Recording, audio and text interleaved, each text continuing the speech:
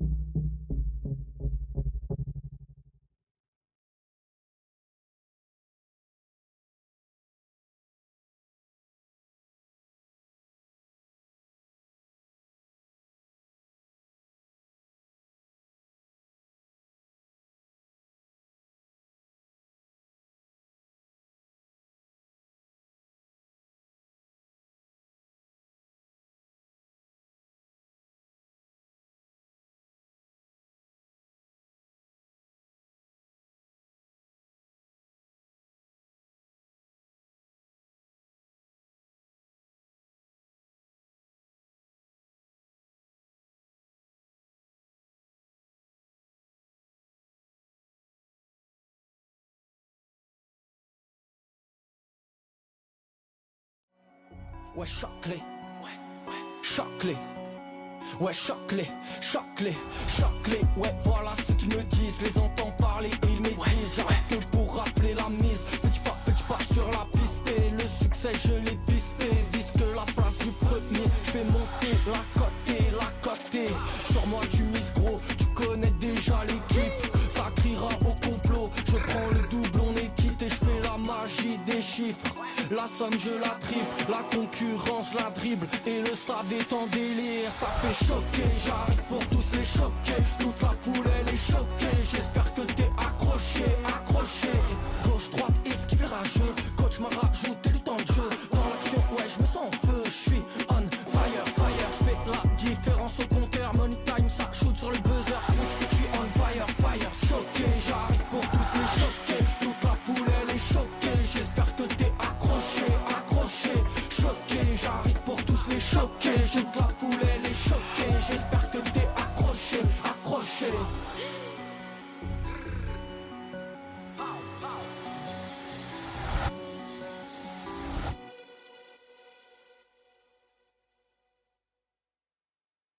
Welcome to the XXL Nutrition HQ.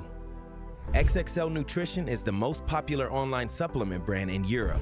Our proteins, pre-workouts, dietary supplements, and of course our sportswear is developed with the greatest possible care. We are known for providing the highest quality products and the best service. Daily, we are working with a motivated team on new developments, promotions, and quality control to serve our customers in the best possible way. XXL Nutrition is an established name in the B2B and B2C market. Therefore, we can also be found in many gyms, supplement stores, and supermarkets. Offering the highest possible quality is the foundation of our brand. Only the best ingredients and materials are used for our products. Everyone at our company has passion for health and fitness. That's why we want to provide our customers, and of course ourselves, with the best products. We prepare all orders in our own warehouse, which has the capacity to process more than 10,000 orders daily. Thank you for supporting XXL Nutrition. We are XXL, the most popular brand in sports nutrition.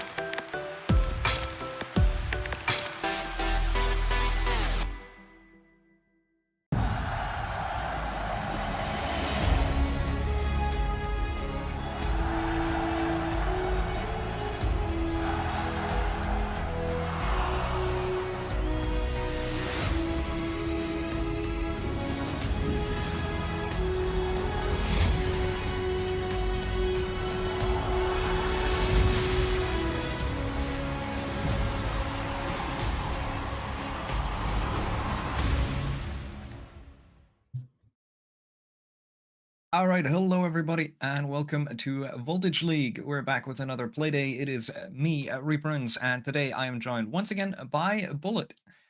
Hello, Bullet. How you doing today? I'm definitely doing fine. Back from office, back to the siege grind, back to the casting grind, and yes, I'm so happy to be back here at the desk for Voltage League Season 3. And of course, we have some great matches incoming in for the show. But yes, it's always getting better and better for all of the teams coming in to battle against some of the better teams on the other side. Yeah, right. Just recently, the open qualifiers for Southbridge happened. In the meantime, it's kind of gotten into the middle of the schedule for Voltage, which means that we have missed a few games. So we're back to regular schedule now. And for anybody that might have tuned into some of the Southbridge games, we have a lot of familiar faces here because our opening game will be Wild Academy against Besiktas. So I do think we have the map bans already as well. So we'll go and take a look at that. And just run me through that right now, Bullet.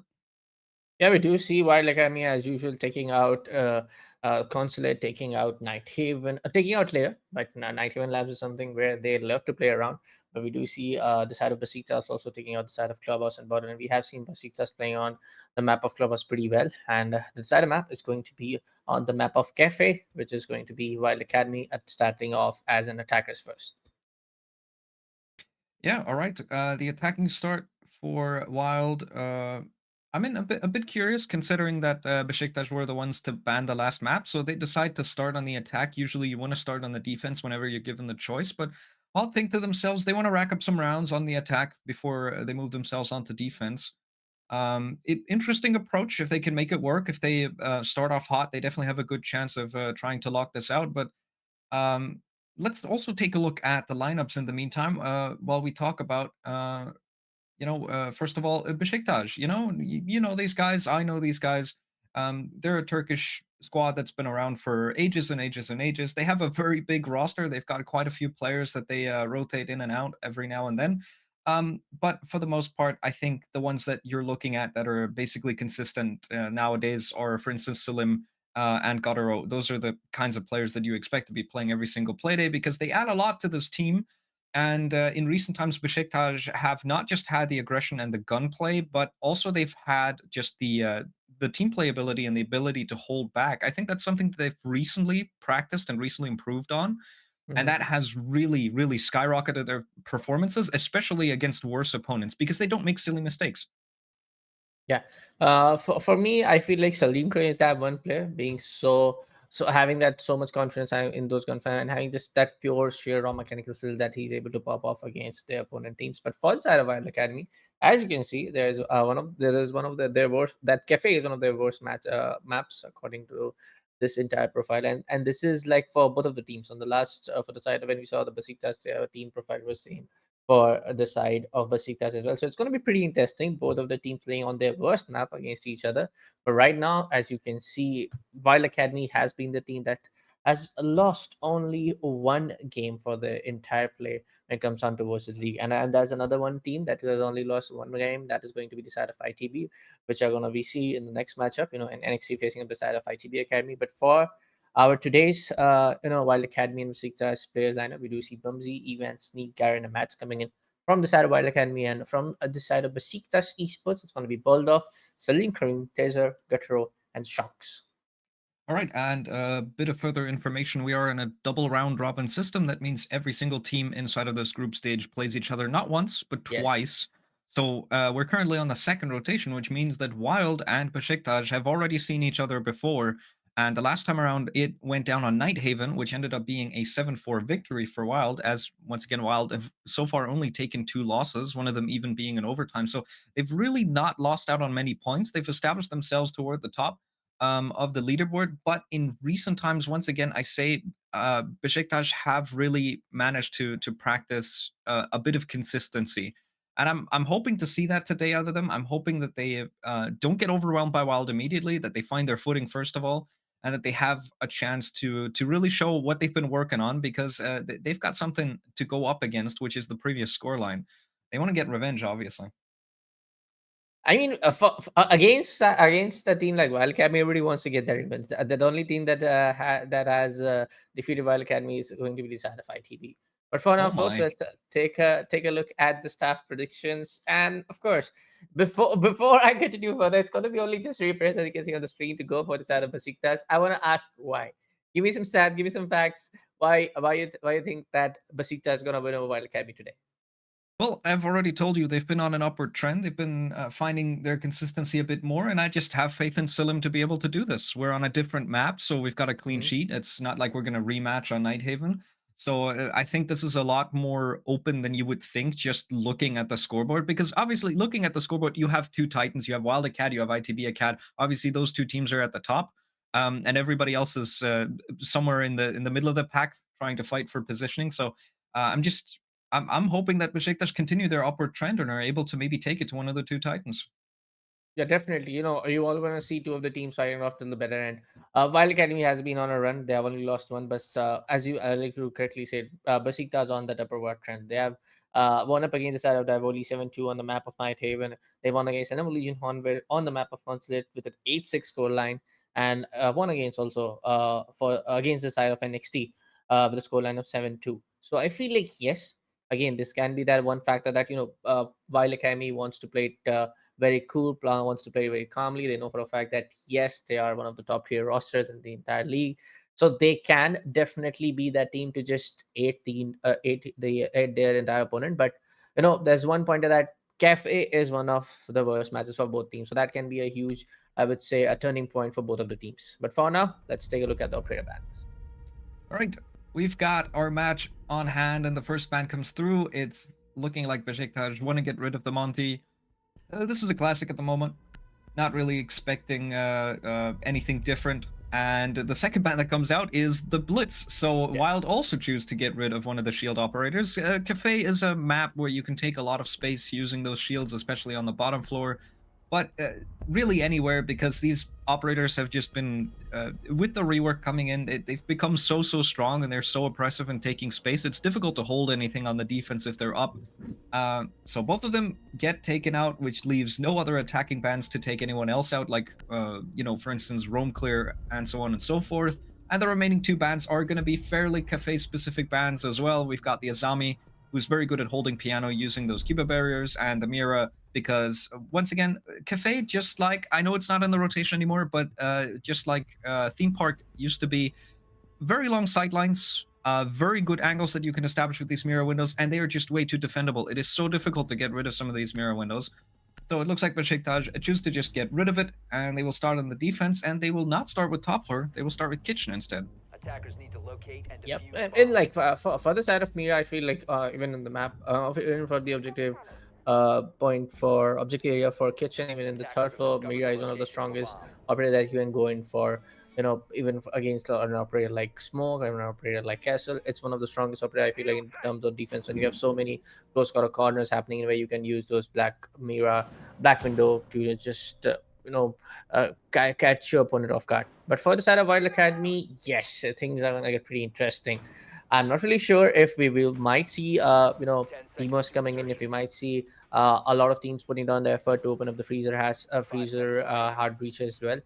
But yes, there's going to be a lot of I would say an effort being made to just take the vertical control, try to clear out all of the roamers on the third floor, especially when you have Kaiser and Salim Karim. If Salim Karim goes out to play as a roamer when he's playing on a Smoke. As our first round gets started off, folks, as we take a look on the upgrade lineup coming up from the side of Wild Academy, they have Gridlock, they have Ram.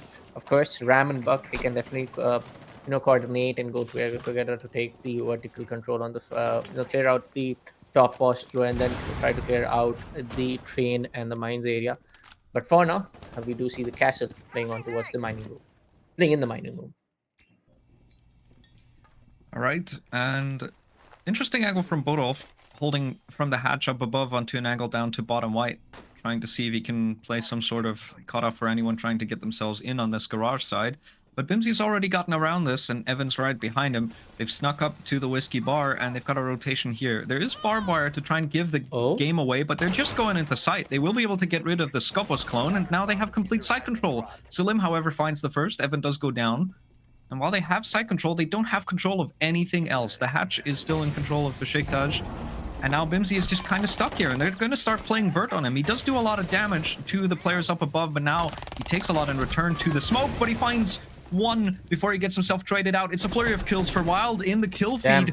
Everything all happening at once, and suddenly it's only down to Shoxel.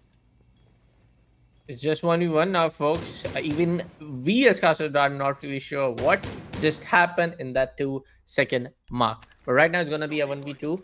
As in the train museum is going to be the side of Buck, drone up a little, try to give out more information coming off for the side of Ram as he gets detected by the proximity alarm playing on the Harry Potter area. But for now, Castle being low on 35 HP is very much hard to defend yourself right off on the center of the doorway. It's going to be the side of Garen to take out the last man standing. And I would say it was a very sneaky and cheeky play coming off from the side of Wild Academy. We did saw Gridlock, we did saw Dokaibi just trying to snug up from the entire from the what do you call is the VIP corridor, then try to take up the control towards the bottom bar, then try to go towards the bakery corridor. There was something you might not expect from a roster like Wildcam. You expect they want to go to clear out the second floor. You want to see them clearing out some more frags on towards the third floor, and then you might expect that they will challenge up the entire placement on towards the kitchen objective. But this was completely different, and it worked out pretty well for them.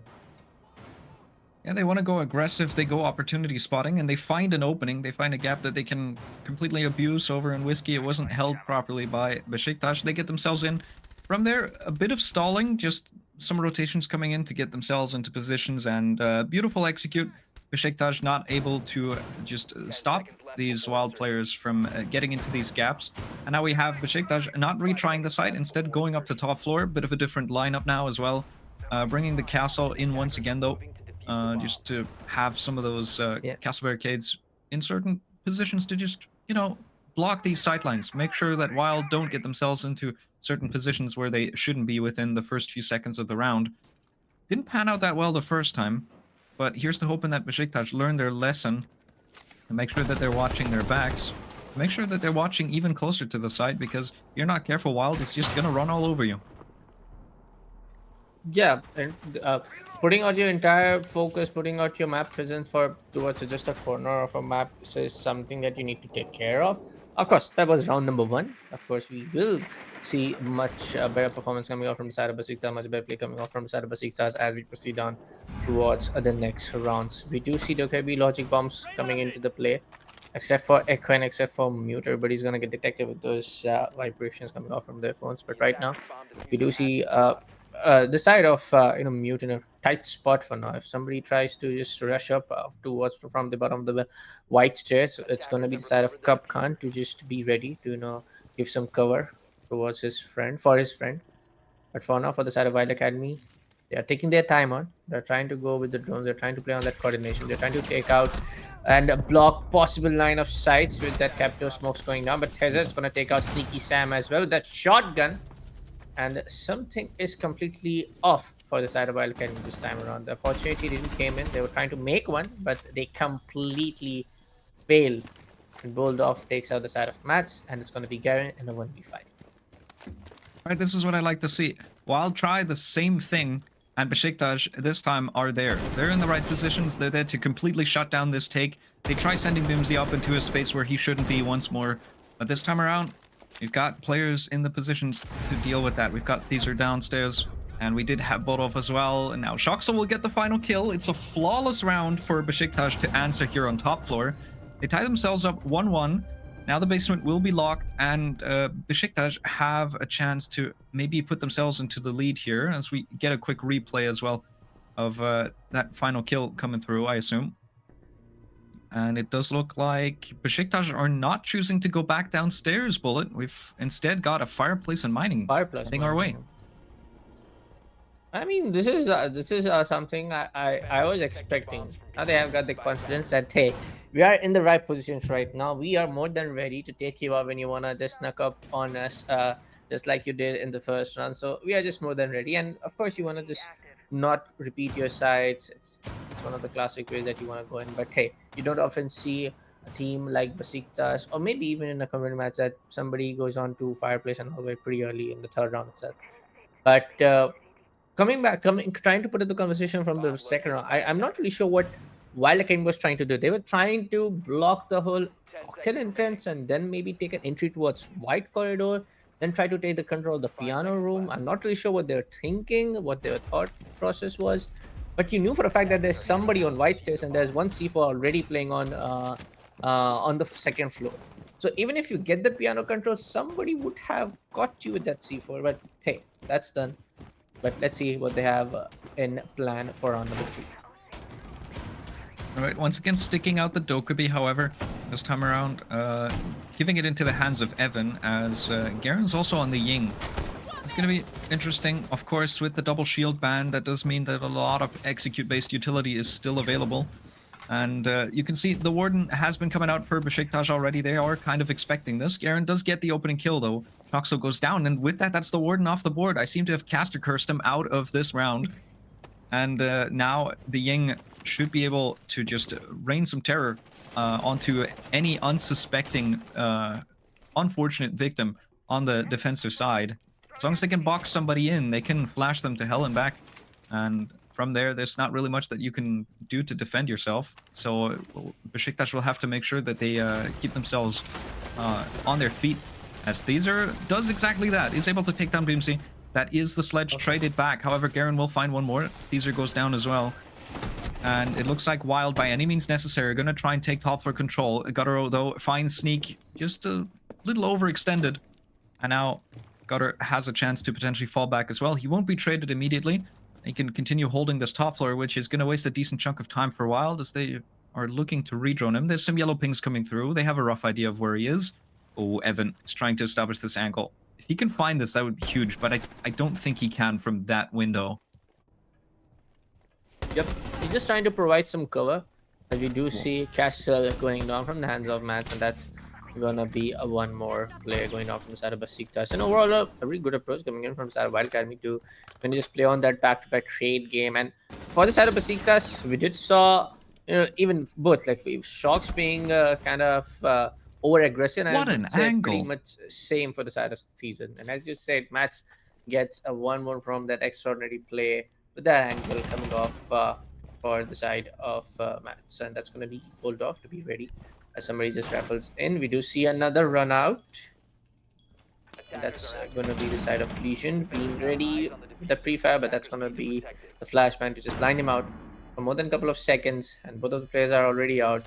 One with the down wrapper, one with the being ready on the post plant situation, and it's kind of undoable. There's 3 Candelas left in this post plant. Garen could just flash this man until the end of time. Bodov is fighting for his life, trying to find an angle onto Mats, but Garen's on the upside down rappel, so even if he goes for this jump out, there's 2 people waiting for him in different locations.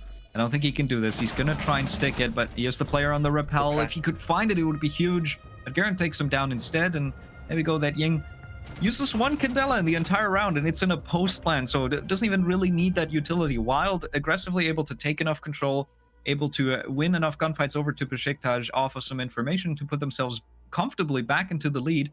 And we can see why they decided to pick the attacking side now, as we've got a bit of a trend building up for Wild with some pretty decent rounds. Besiktas now deciding to go back into kitchen and fix their previous mistake from round 1. Yeah, but for the last round, if I'm not wrong, Warden did a spawn because he did destroy that barricade. We did saw in the first 3 seconds that it was completely open. So either it was a pre-fire coming off from the side of Garen that he completely got knocked off, Warden out. But that second run out was from the side of Valkyrie. But he eventually got succeed to take 1 guy out. But to give a run out, then take 1 guy down and give your body away is something I'm not a very big fan of. It's just better as a defending side. Just be on a safe play and just waste down the time of your attackers. Let them come in. So I feel like yes, Besiktas did give them away. I'm not saying that they played it pretty bad. Sorry, but they kind of gave it away towards the side of Wild for the third round. But for now, like you said, Besiktas will try to just just improve on their entire mistakes, what they learned from round number 1 as they went on towards the kitchen objective. We do see this out of Academy swapping up a little towards other player, Ivan going into the carrier, and we do see the same lineup from what we saw on the first round. We do see Zofia getting changed from the hands of Bumsy, but as we see, Matt's going in for Buck. We do see Ram coming in. We already see somebody playing on from the side of Besiktas on the third floor. That's going to be Scopus. Let's see if they want to just push in towards the objective 1 more as they find another opportunity, or they want to just clear out the roamers first. Oh, first engagement coming through already. Taser takes a bit of damage, does a slight bit to Bimsy back as well, so it'll be about an even exchange. And Shocksoul is there to help his teammate. So good cover for Besiktas working together. They're I don't know why we're pinging the cams, but another swing comes through on top floor. Mats is able to win that one, puts us back even. Bodov does go down on the top floor. I was going to talk about the Skopos. I was going to do this whole thing of, in the very first round, we didn't get to see much of the operator because the very first point of contact was the clone, and it was taken care of very swiftly by Wild. And just once again, it's a top floor roam. Bodov takes 1 gunfight, he loses it, and you lose the ability to use that operator. You lose the ability. It's very... Gutter. Oh! What? Gutter. He is right here. He knows. Oh my that god. C4. My goodness. Mats almost gets shot down by that C4 as it lands in his face. He's somehow able to avoid the damage from it. It does still go off. He didn't manage to shoot it. I thought he might have. But instead, it's a 3v3, and Gutter gets himself into a very unexpected spot. He doesn't even need to teleport with the Skopos to get himself into the most outrageous of positions. Now there's a scan coming through, and this Stamos is trying to hunt him down. He will move himself back down White Stairs, but you can see where the Stamos is as well. This is a direct track, and Sneak is going to try and hunt him down. It is only Shoxel to try and help him out, and he will be able to get Mats off his back. That's very important. And tries to go for some pre-fires onto the player in 90 Hall as well. Garen and Sneak trying to consolidate their effort into pushing this second floor control out. And Sneak Sun's able to find it. That's Shoxel going down at the very least. They didn't find the person that they were tracking, and Gutter's back on top floor. This man is all over the map. He is everywhere. And it looks like a hat shot will come through. The shots are not connected from Selim. It's a triple kill for Sneak. Suddenly it's only down to Gutter. He got himself alive out of this situation, but now he has to retake in a 1v2. This is similar to the first round, and Sneak finds a 4K to win out the round. It's the Deimos out of nowhere to completely salvage this for Wild. After Gutter had a beautiful flank, but it wasn't quite enough to stop Wild from winning Kitchen yet again. What was this round, folks? And in chat, you know what I'm gonna say. Clip it. Just clip that entire thing. Hey, I'm not gonna lie, when you were narrating the whole thing, I just don't want it to interrupt you, but I just thought for a second that is that a glitch? Are we seeing a spectator glitch that we are expecting somebody else and then the colors are swapped out? But again, I saw to my right, and that's the defender we are spectating on, and Garo was just waiting in, just pop off that IQ, and that was some round coming in from both sides. Couple of mistakes here and there from both sides though, but in the end it was decided Wild to reign the victory in the round number 4. And kudos to the side of Garen. He was all over the map. As we do see the side of the Besiktas going in for the fireplace and the second floor objective yet again towards towards the fireplace and dining and the mining room over there.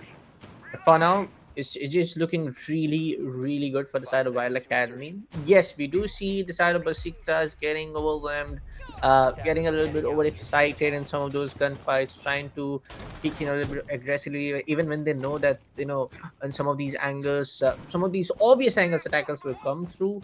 So I feel like yes, Besiktas again. I might use the same word, but they're trying to be a little bit just over aggressive. They no need to be. They can just wait it around, play really cool, try to just wait for the attackers to come on their reticles and play on their pretty basic stats.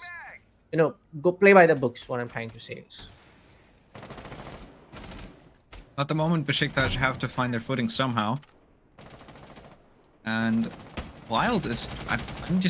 I really like these rounds. So far, what I've seen, they're bringing a similar lineup once again. They're going to try the same thing on mining here.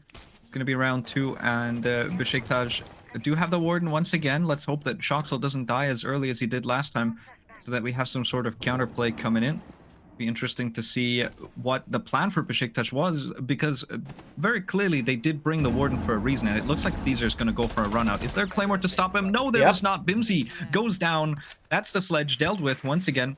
The player to try and open these castle barricades gets caught on the rappel, and it's a 5v4 for Besiktas to start us off. So this aggression, this time around, you critiqued it before, Bullet. At least this time around, it does work out for them. The question is, are they able to convert this into a round win? First, the side of Besiktas, that's one thing that happening. They get for the second time we do see the side of Besiktas getting that early man advantage, but this time around they're able to contain themselves. As we don't see the trade game happening from the side of Wild Academy that early in that own point. But for the side of Castle, he's still out of towards the back story, just waiting for someone to come up and get that particular guy out. But for now, we do see the side of Huron getting done work. Some of these vertical angles will get open as soon as it gets activated from the hands of Ram. As he spots the castle, almost taking that guy out, being alive on 17 HP. The logic bomb is going to help up, and we do see the side of Garen and Ash being ready with all of the flashbangs. Sorry, they're going to be being ready with the smokes and the Canilas going in. We might see the plant going down, and that's going to be Warden to come up and take the rotation towards the red stairs, activating glass screen as I speak. Might spot someone, but the plant is already done. The plant was coming in from cover, so Shoxel is able to find Evan after the plant has been stuck. But this does force a retake for the side of Besiktas, and this is going to be difficult. Sneaks now finds what was left of Selim.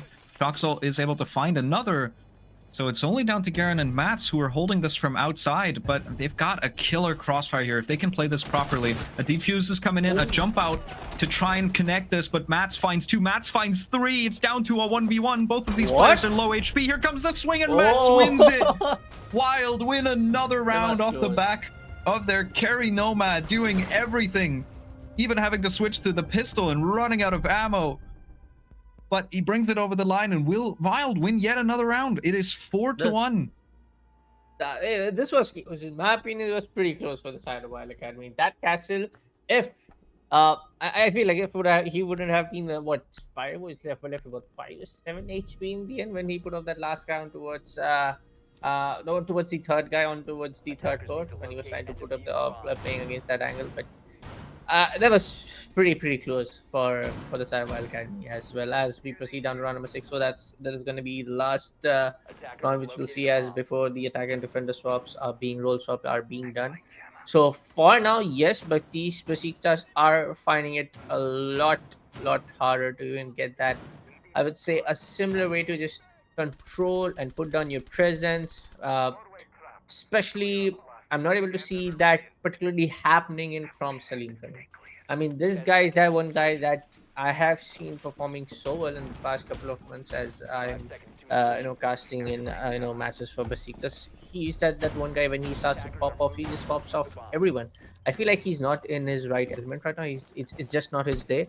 But I feel like yes, maybe when the entire attacker and defender swaps are being done, we might see a little bit of an upward trajectory coming off from the side of Salim, Kareem, Teaser, Gatro, everybody playing as unit and then getting some of those round in. But for now, for the last attacking round for the side of Wild Academy, I feel like it will be going on for the side of Wild Academy. They have that momentum going on their way. They have that entire coordination play. Even when there are 1v2 scenarios, 1v1 scenarios back to back, they are able to win that.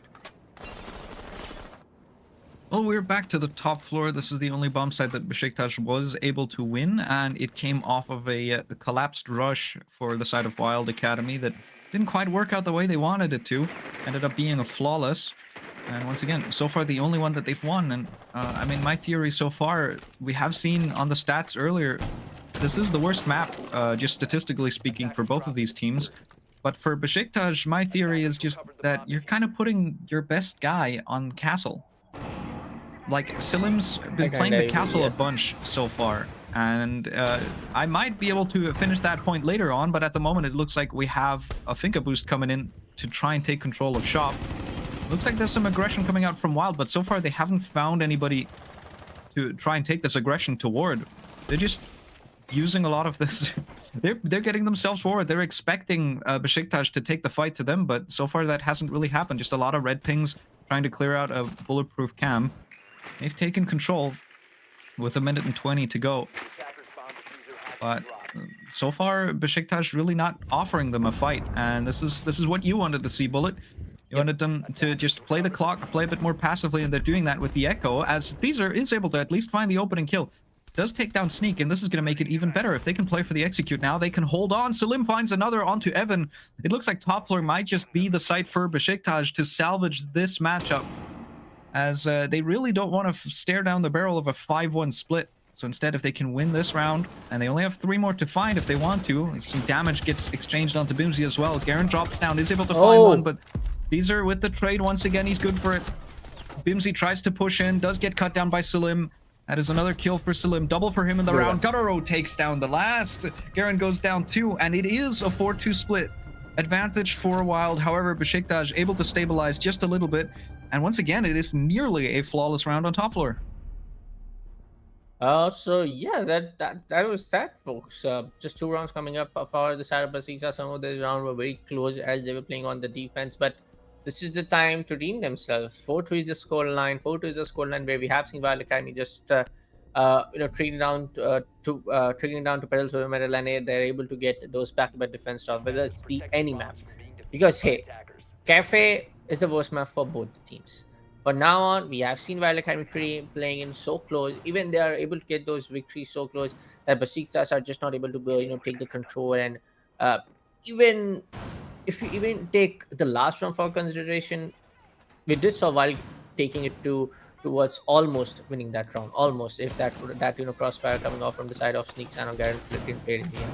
But anyways, now folks, we might see and Besiktas doing a comeback, trying to make it up till 4-4. That looks like a pretty not a very long way, but it can be pretty much doable for the side of Besiktas. But for the side of Al Academy, all they need is just a couple of more rounds and they're done with the victory. And they have done it in the past. They have done it with similar other teams in the Voltage League. So yes. All right, Wild also have a lot to play for here because at the moment they find themselves in second place, and they of course want to try and catch up to ITB Academy. And if they drop points to anyone but ITBA, they're really going to be in a bit of trouble because they've been playing nothing but catch up for basically this entire stage, as ITBA have been just one step ahead of them. So Wild Acad need to make sure they get clean victories, need to make sure they don't go to overtime in any of these games. They want to get all of the points that they can possibly get to fight for first and make sure that they stay ahead of the rest of the pack. But at the same time, Besiktas obviously want to do the same thing. They want to get themselves up that leaderboard and they want to go into contention. And what better way to try and fight for a spot in the top 2 than to take it to one of the 2 teams that so far has only lost 1 or 2 games. Yep, and this is kind of like I would call it the cat and mouse chase is happening in for the entire, I would say, month. It was in similar in the last week, it was there before. But as we speak, folks, Matt's gonna find that opening as a mute. The side of my gets one. He was playing on Cigar Lounge. Probably that was through that window over there. But right now, even will also find one. Teaser goes down. It was the side of Finca. So no more Finca boosts coming off to just push down towards the entire attacking play. But right now we do see the flashbangs coming in as Bakabi decides to. I was hoping that she might go for a rush. Might go to push that player over there, but she takes another takes another approach as Pillar Roam, and we do see Gutro finding that opening yet again. Taking out the side of Bumsy, making it a 4v3 in the last 1 minute and 5 seconds left on the clock.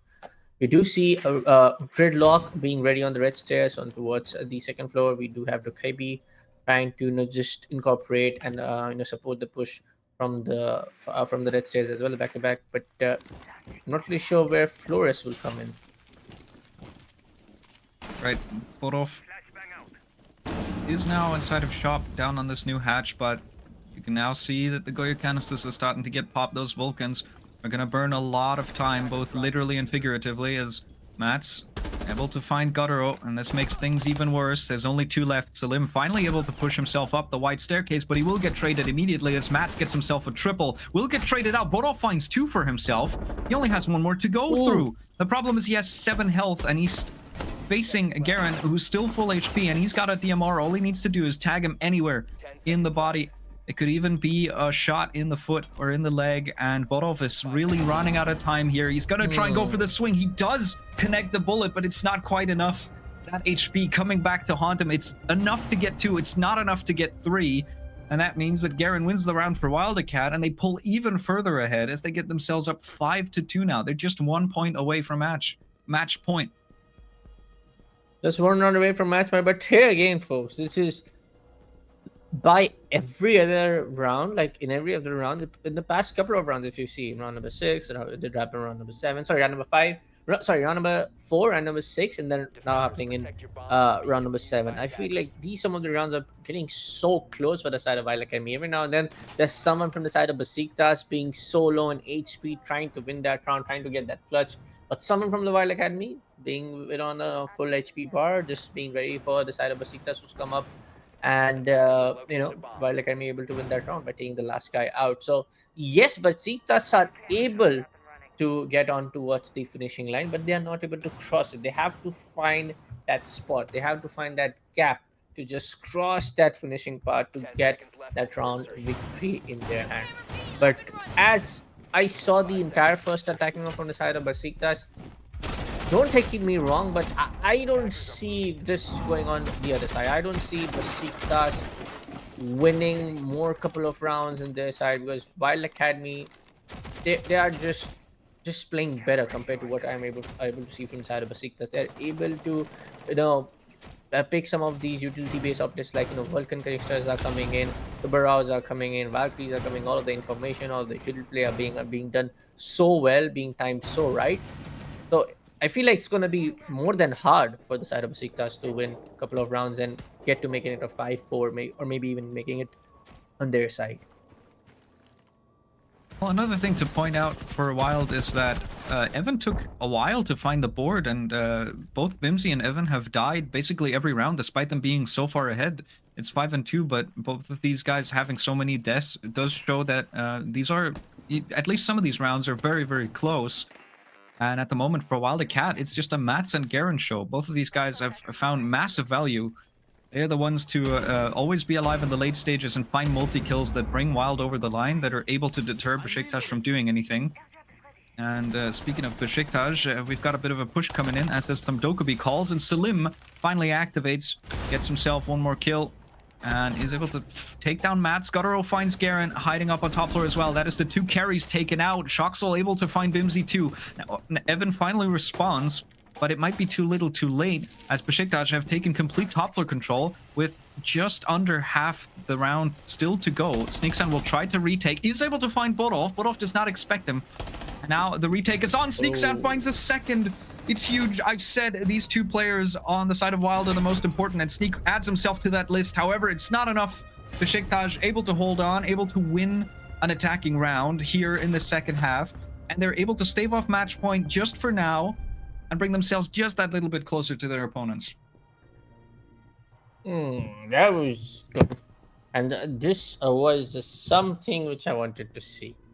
Prove me wrong, prove that you're better. I mean, you owe me nothing to prove me, but I felt that it will be the side of Wild Academy to just rush through the entire thing, and we will see a scoreline 7-2 coming off in the favor of Wild Academy. But this is something which I love to see as a siege guy on the desk. This is something I want to see. Fighting off till the end. Besiktas just pushing it towards the overtime and making it harder and harder for the side of Wild Academy to regain their position back to number 1 spot for the entire stage standings.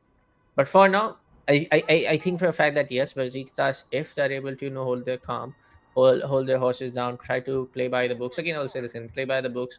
As you can see, Kitchen is the objective point for now. You have to take out the Mastro's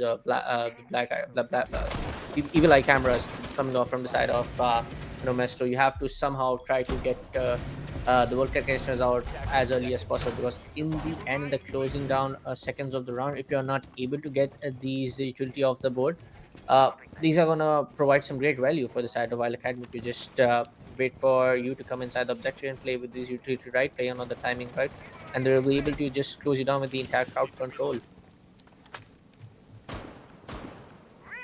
Right, Besiktas looking to go for a full map clear, as we've got Gutero on the top floor together with his buddy Budolf on the ram. So a lot of vert play, utility being brought out, making sure that they can open up the floor to their heart's content. A drone coming in. They've got a Dokkaebi who should be able to use her first phone call within the next few seconds, if they choose to do so. And Salim at the moment holding a long cutoff, just trying to see if he can catch anyone out from Wild. And we do also have... Oh, I love that little mini game. So the clutch drone gets itself in there, and the bulletproof that it hacked was trying to deal with it. There was that EMP sting that came out, but it wasn't able to connect, as the clutch drone keeps itself away underneath the table, is able to hack that bulletproof. And now that is utility for the attacking side instead.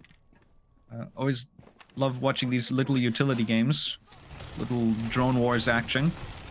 You can see good timing, 1:40, and now Besiktas are starting to play vert onto the second floor. However, Evan does find a C4 kill. Gutero not careful enough, gets himself taken out, which leaves a lot of this vert play now down to Bodolf, who will have to do most of it. Shoxel can help with his secondary, but for the most part, it is going to be those ram drones that are going to have to do it. Those boogies, they're going to have to open up most of it, and they do so successfully. However, Besiktas are now down a player, and though Evan is low, that does mean it's advantage for Wild. Yep. 1 minute 5 seconds left on the clock. Salim playing on the white chest, trying to take someone out. Probably it's going to be the side of Vert. Might get caught off guard with some extraordinary angle being in play. But we do see the side of Melusi That's being providing so much value. 10 kills coming out from this lad in this entire game. 40 seconds left on the clock. We do see Ram trying to make some of these holes to provide some more value. Astra has been targeted. Deathmark playing in play. 30 seconds left on the clock. They have to make the push by any time now if they want to go in for the plant. You need at least 7 seconds. But even though it's going to be a double trouble coming off from towards the uh, towards the bar area up ahead, it's going to be the side of shots to take one more guy out. I don't see the plan going down. This is going to be really troublesome for the side of Seekers now. And towards the prep room, as you go in for the smokes, I don't think so. You'll be able to make it to inside. There's already going to be the side of shocks, chance it out. But right now, as they start to plant the diffuser out, it's going to be side of no. Max to take that Ah. one guy out. And he was just more than ready over there. We did so in the end.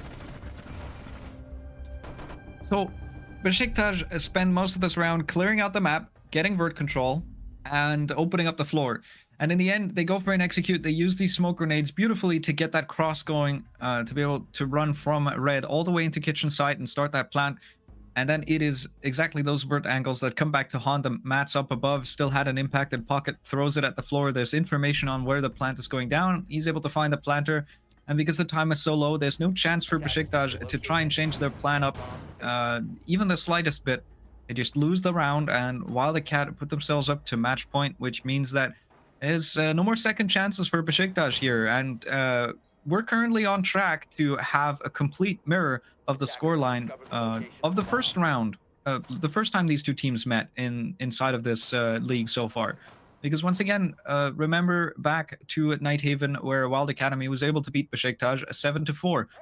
We are very, very close to that scoreline now, and it looks like these two teams are matching up similarly, even though it's a different map. Yep. I feel like Besiktas again and again they are being so close. I mean, look at the last round. Like you said, they made those vertical angles to clear off those attackers playing on towards the store bar. They're trying their level best to take Matt's out. Matt's taking rotation, goes out towards the top floor and take the last take that the guy going down for the plant. The same guy was trying to make down that vertical angles, and those vertical angles just kind of push you back again and again for the same round. But for now, it's going to be a match point coming in for the side of Wild Academy, and it's going to be again kind of like a vice versa story happening in for the side of Besiktas, which what happened in the last play there as well. They're struggling even more further down to take some of these rounds in their side. All right, Besiktas now, I've pointed it out already, they can't afford any more mistakes. If they lose a player early, that could not just be the round, but also the whole match going the way of Wild Acad. So they really have to make sure that they're staying on top of their game now. They're not conceding any needless deaths. And at the moment, they are able to find Bimsy. Salim once again able to find an opening pick. He's not been too hot. It's not the usual Salim that I would expect. And an air jab goes off that almost finds the life of Garen, but somehow he's able to avoid getting killed after that air jab goes off, finds himself back on site. And Sneak finds one onto Guttero, which now leaves him up above to still try and defend against most of these attackers. Salim does shoot him in the back. It's another one for Salim. He hasn't been looking so hot so far, but now finally he's able to find some of these important opening picks and these kills that are able to keep Besiktas ahead, at least on the versus count. The problem is, what do Besiktas do with this? It is a second floor take. They're now trying to shoot some holes into the floor as they get some yellow pings, but they don't really have much to play vert with.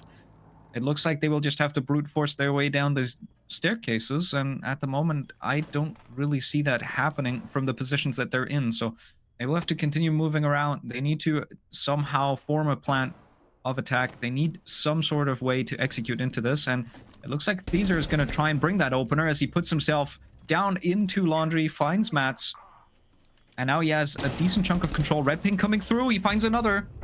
And Borov finds the last. Besiktas keep themselves alive for one more round. And now we're at the scoreline that we were expecting from the previous matchup, as there's 2 more rounds to go if Besiktas want to force overtime here.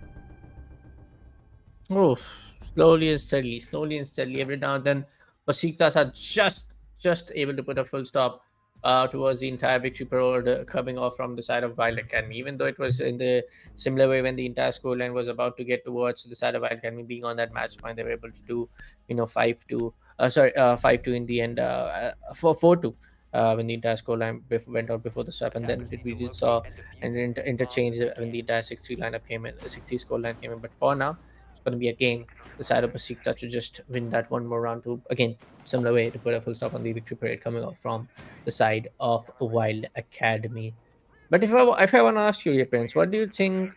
Wild Academy is doing right, and what do you think Besiktas are doing right as well in these couple of rounds that they're able to just win that one round every now and then after a couple of rounds Wild Academy are able to put in. I think the similarity that both of these teams have in terms of winning attacking rounds is just that they have a fairly similar approach to how they want to take map control. They prod everywhere around the map. They look for different opportunities, and whatever piece of map control they can take, they do so aggressively. If they can isolate a player, they box them in immediately, and they're able to find a kill. Oh, goodness. It's a team kill to start us off into this round. Well, I'm speaking of things that they are doing right. Here's something that maybe you shouldn't be doing, which is shooting Mats in the head. Just a bit of a nerf coming through for a Wild Cat as they find themselves a bit too strong, want to get rid of their Walmai. And that leaves Besiktas with a beautiful opener. Just a completely uncontested opening kill, which means they now find themselves in an advantage to try and take aggressively into this. But yeah, back to the point I was saying, it's really about this taking map control and just in a coordinated way being able to move yourself forward. And especially thanks to that Dokkaebi, that's a lot easier because you can run in a phone call, and despite the changes to the Dokkaebi, she still functions mostly the same way. You wait for one of your phone calls to be available, then you use it at the right time, and everybody tries and take map control all at the same time while that phone call comes through. Salim is able to find a second, catches a rotation out from Evan, and there we go. These cutoffs are good.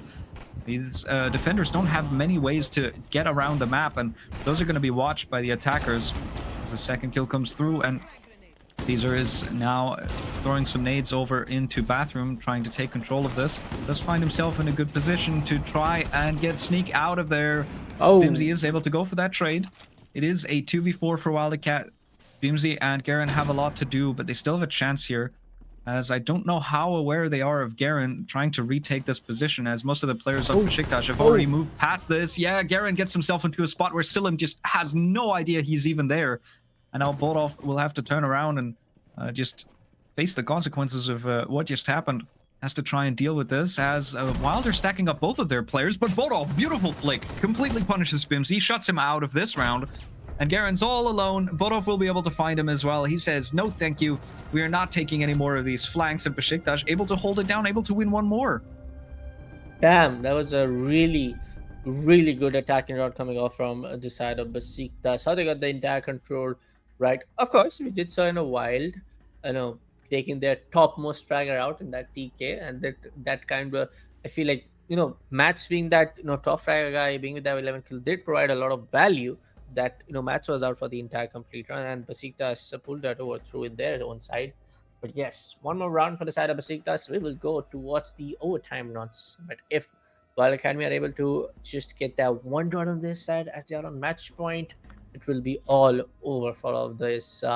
Good old efforts coming off from the side of Besiktas to just try to make their way out, and maybe to just making that comeback victory happening. Maybe what if we did saw Besiktas making to 6-6 while Academy losing out the entire momentum play, and then we did see Besiktas winning out the entire thing. Possibly it can happen, but with what is happening in the last couple of rounds, every now and then they are able to find that opportunity, make that a victory play for their side, and while Academy not able to do it through, even though that it is that one team that was able to just win back-to-back 4 rounds in their own side, then able to do this almost the same in their defensive rounds. Losing here and one are completely different things of the chart that Besiktas able to play so well in the last couple of rounds. But as we speak, folks, the tactical timeout will get over and we'll resume the game, and we do see Wild Academy going for the kitchen objective. I'm still so curious. Like the scoreboard is so top heavy for Wild Academy, which is exactly the opposite way around that I would expect this matchup to go. Whenever I think of Besiktas, I think of power players. I think of Selim having a pop-off game and just doing it all and being able to find like several multi-kills across a bunch of different rounds and putting up really big numbers, and everyone else on his team is far, far behind that. But this time around, everyone on Besiktas is keeping pace. Yeah, Shoxel's on 11, but everybody else is right behind him. The lowest kills are on Gutaro, and he's at the top of the scoreboard in terms of points because he has a decent number of assists. He's been getting a lot of points and a lot of information around the map, so they've all contributed almost evenly, and Wildcat so far has been very top-heavy. Whenever they lose Mats, whenever they lose Garen, they lose a big chunk of their firepower inside of this matchup, as so far it's not all the players who have really activated coming into this. And exactly that might be what gives Besiktas a chance to put this into OT at the very least. They can't win it outright anymore. Wildcat are on match point already. But if they can drag this into OT, it will very likely be because Wild Academy are not firing on all cylinders. They're only firing on some.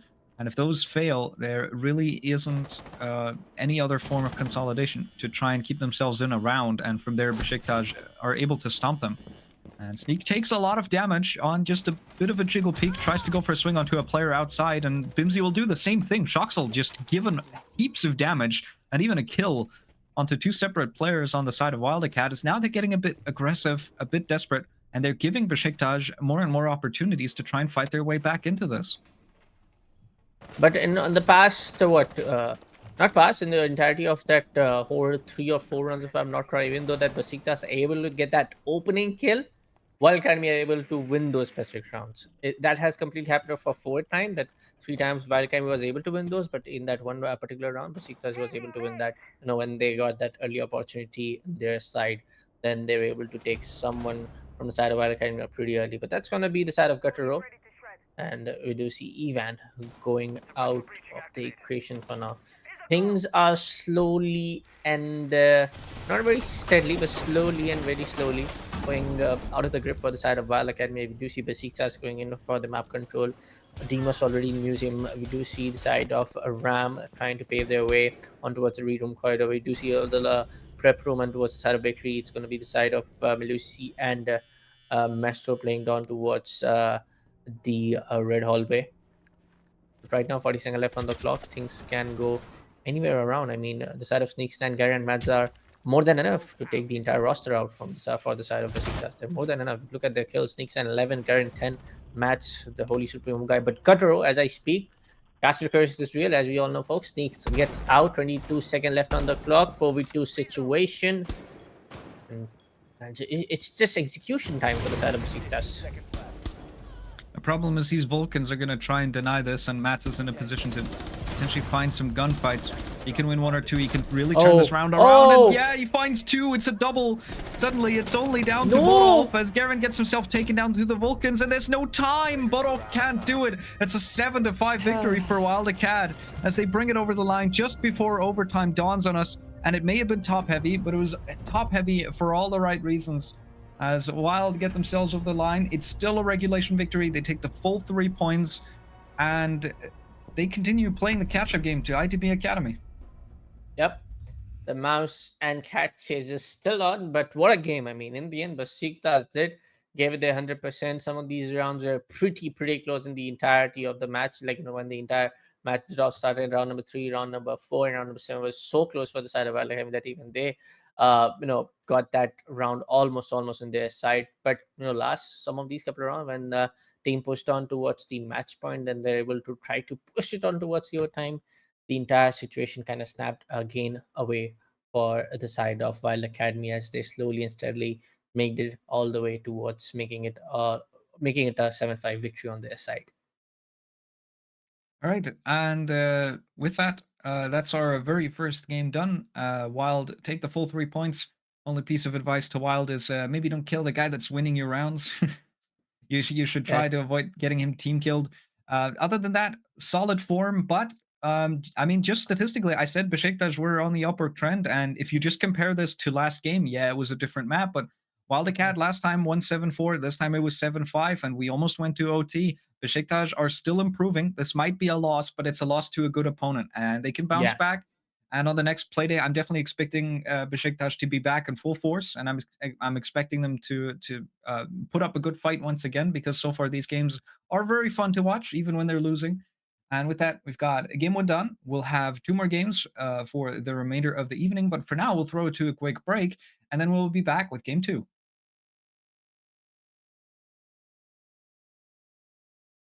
Hopefully.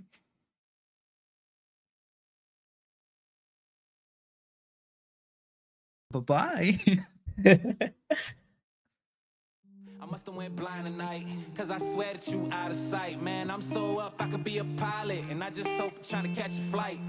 So let me get the digits. I call right now if you with it. I seen 1,000 pretty girls in this room. $1 and I've been looking for you. I've been searching, it's so hard to find a girl who's one of a kind. 'Cause being alone just isn't cool.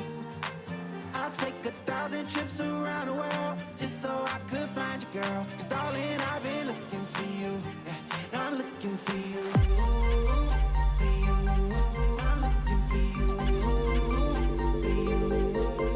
Let's get it now. I'm so up, I could be a pilot. Be a pilot. Be a pilot. I'm so up, I could be a pilot. Beat. Let's get it now.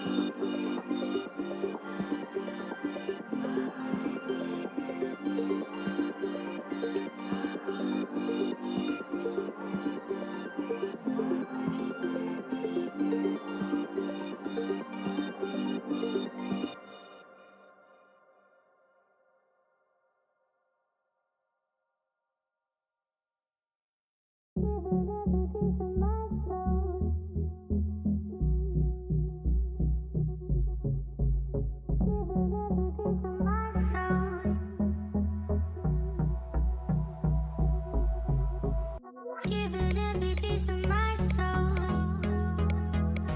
Oh, too cheaply now. Giving every piece of my soul. Oh, too cheaply now. Giving every piece of my soul. Oh,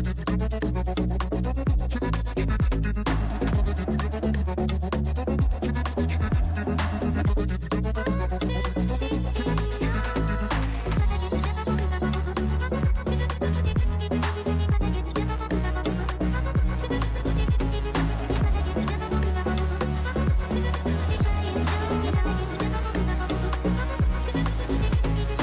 Giving every piece of my soul. Oh, too cheaply, cheaply. Giving every piece of my soul.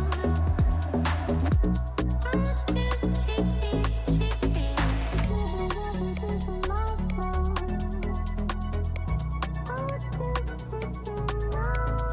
Giving every piece of my soul. Oh, too cheaply, cheaply.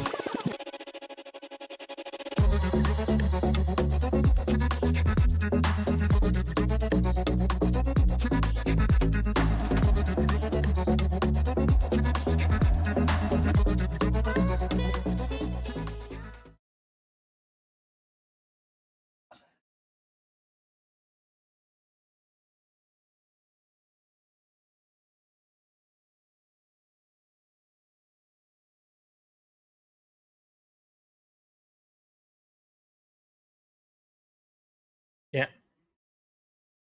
Interesting. I think I might have been muted. No, no, no, no. You're all okay. For the side of the NXT, the side of NXT, they have lost couple of matches here and there, won couple of matches here and there, but compared to what they are facing off against ITV Academy, they are that one team that has shown vast and some major improvements through all of their games. They started off by losing out to against the side of Wild Academy with a 3-7 scoreline on the first play day. For the side of Infuria, of course, they played it pretty well on the map of Skyscraper. But after that, every other single game, they have fought off till the end, made it look like 7-3, 7-2, 7-0, 7-5. Of course, that 7-5 against the side of Bonwise, I remember it very correctly. I was the guy casting it. So that was that one game. It was very close. But apart from that, they have just gone to win out every other game, even though they defeated the side of Wild Academy on play day 8. But hey, folks, we'll keep that conversation aside. Let's take a look at our map bans for now.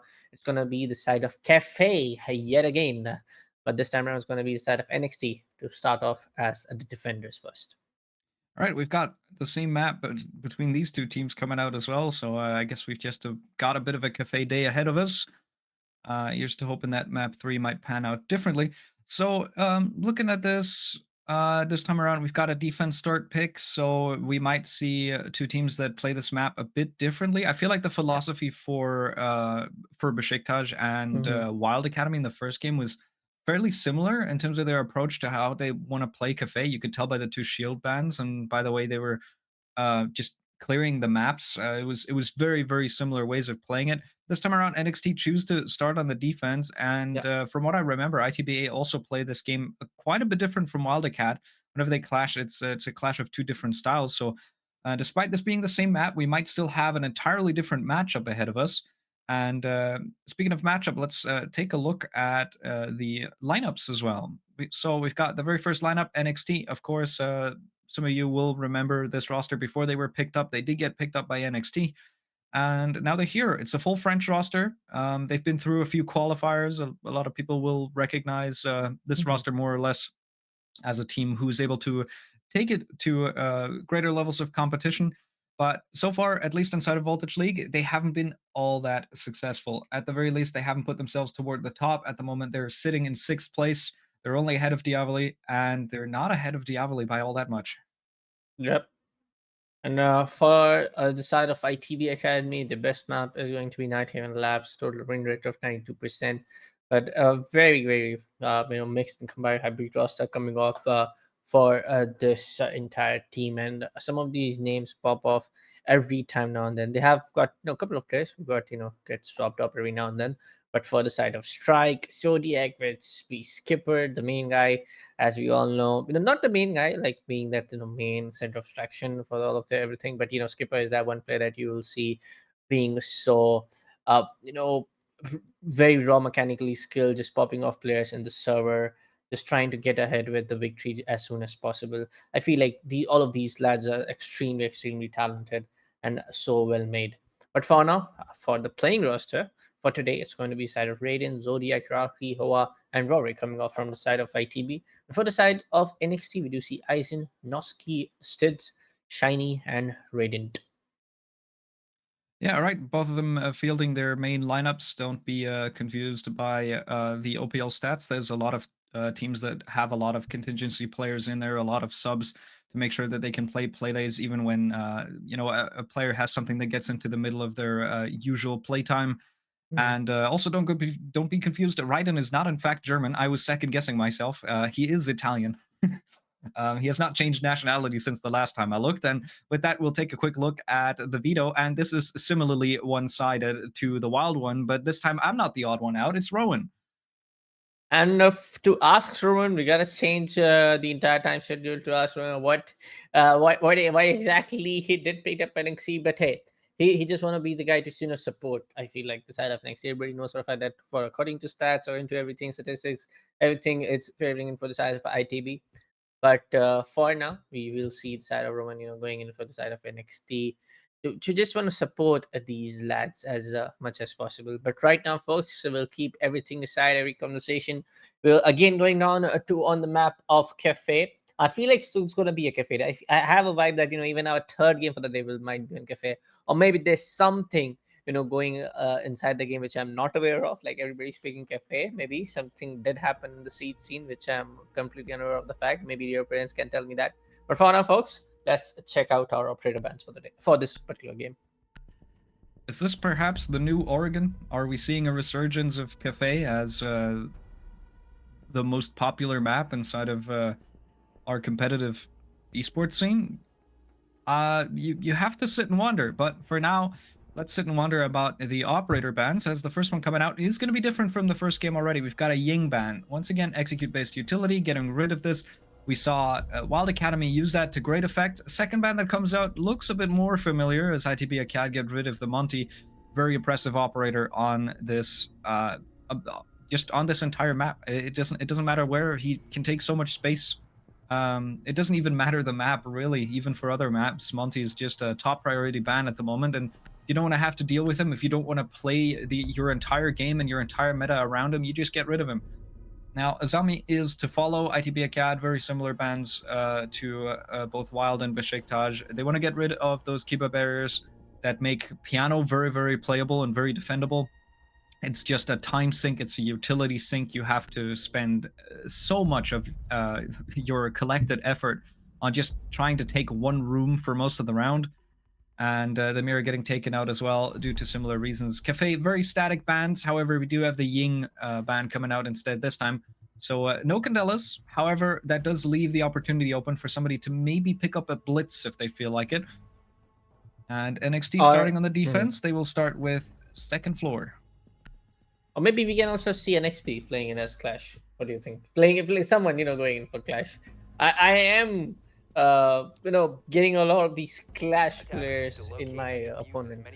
I'm not playing ranked these days much though, but yeah, in standard and quick match, I'm able to see a lot of players picking up Clash. But hey, that's quick match and non-competitive play mode. As that was part for the entire joke. But for now, folks, we do see Valkyrie not again getting banned in. I was expecting maybe a Fenrir ban, but hey, that's going to be the top priority pick coming off from the side of NXT. We also see the side of Mute getting accompanied by the Aruni. But for now, as we take a look at the ITB attacker lineup, which is not going to be confirmed, of course, the entire repick is always active as some of the changes were made in year 8. But we do see Finka, we do see Buck, we do see Blitz, like you said, your parents. Maybe the entire play will kind of roundly happening around how Blitz push is about to get made, or maybe how Blitz shield is getting utilized. But one of the flash mistakenly gets used from the side of Raiden. Okay, right, and just making sure it works. Just clicking the Yeah. button, testing it out. You have 4 of them, so, you know, one of them going to waste, maybe not all that difficult. I remember a time, a couple of seasons ago, I don't remember which season anymore exactly, but there was a season where sometimes the Blitz utility just wouldn't work. And it looks like this might be a fast push. Oh my goodness!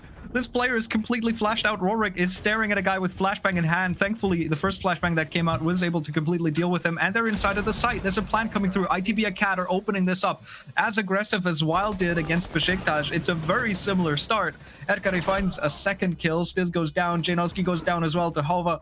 And Raiden is able to find one on to Hova at the very least, but they've got 30 seconds to try and retake this, and it's only down to Aizen, who now gets taken out as well. Raiden's got 3 more kills to find. He's on a double, but he will have to find 3 more, and this Blitz is absolutely running his fade right now. And Rorik comes in with the knife as well. ITB Acad completely demolish NXT in this first round in a post-plant situation, and this is exactly the ITB Acad that you're expecting to see. Oh, a sheer explosive play coming off from the side of Academy. That first kill was something. That I know the side of the Sentry or maybe Striker, whoever it was. I'm getting confused. I'm just gonna call Wingus it and Dingus. Recruit. Yeah, I'm just One of gonna call those. it Recruit. I'm just gonna call it Recruit for now. He was kind of late with the reaction, or maybe the flashbang on our end kind of triggered got late. But I'm just not sure that he completely just waited out for the flashbang to get executed, get triggered. And that first kill gave that opening. Now, after that first opening kill, it was everything chaotic happening in for the side of NXT. Nobody knew what exactly is happening in. Shots are coming in from every side for every other play, and slowly, and not so slowly, one by one, they kind of follow, like kind of fallen down like a deck of cards piled up on the table. But for now, for the side of NXT, yes, first round is something that they would just want to forget. First round is something that they wanna don't wanna do it in a similar way what they want to do in round number 2. But let's see what they have in store to, to stop the entire attacking push coming off from the side of ITB in the second round. Yeah, right. Different approach, certainly. As the Flores comes out instead, we've got a Lion. This is not looking to be the same thing. Instead, I think ITB Academy just want to find a way to take map control, get rid of decent chunks of utility. And that Ram tells me that they want to get a decent bit of vert control as well. So just going on repels, the usual spiel on Cafe. It takes a decent bit of time to get to the roof, to get into positions where you can start approaching the map. Yeah, Q is going to feed some information over onto everyone else as well. There's a swing coming through. Raiden lucky that Zodiac was not quite ADS'd all the way when he saw the head of the Fenrir just slightly sticking through that window. So no damage taken just yet for either side, but there has been contact made already. Some nades coming in to clear more. Util is able to find that bulletproof.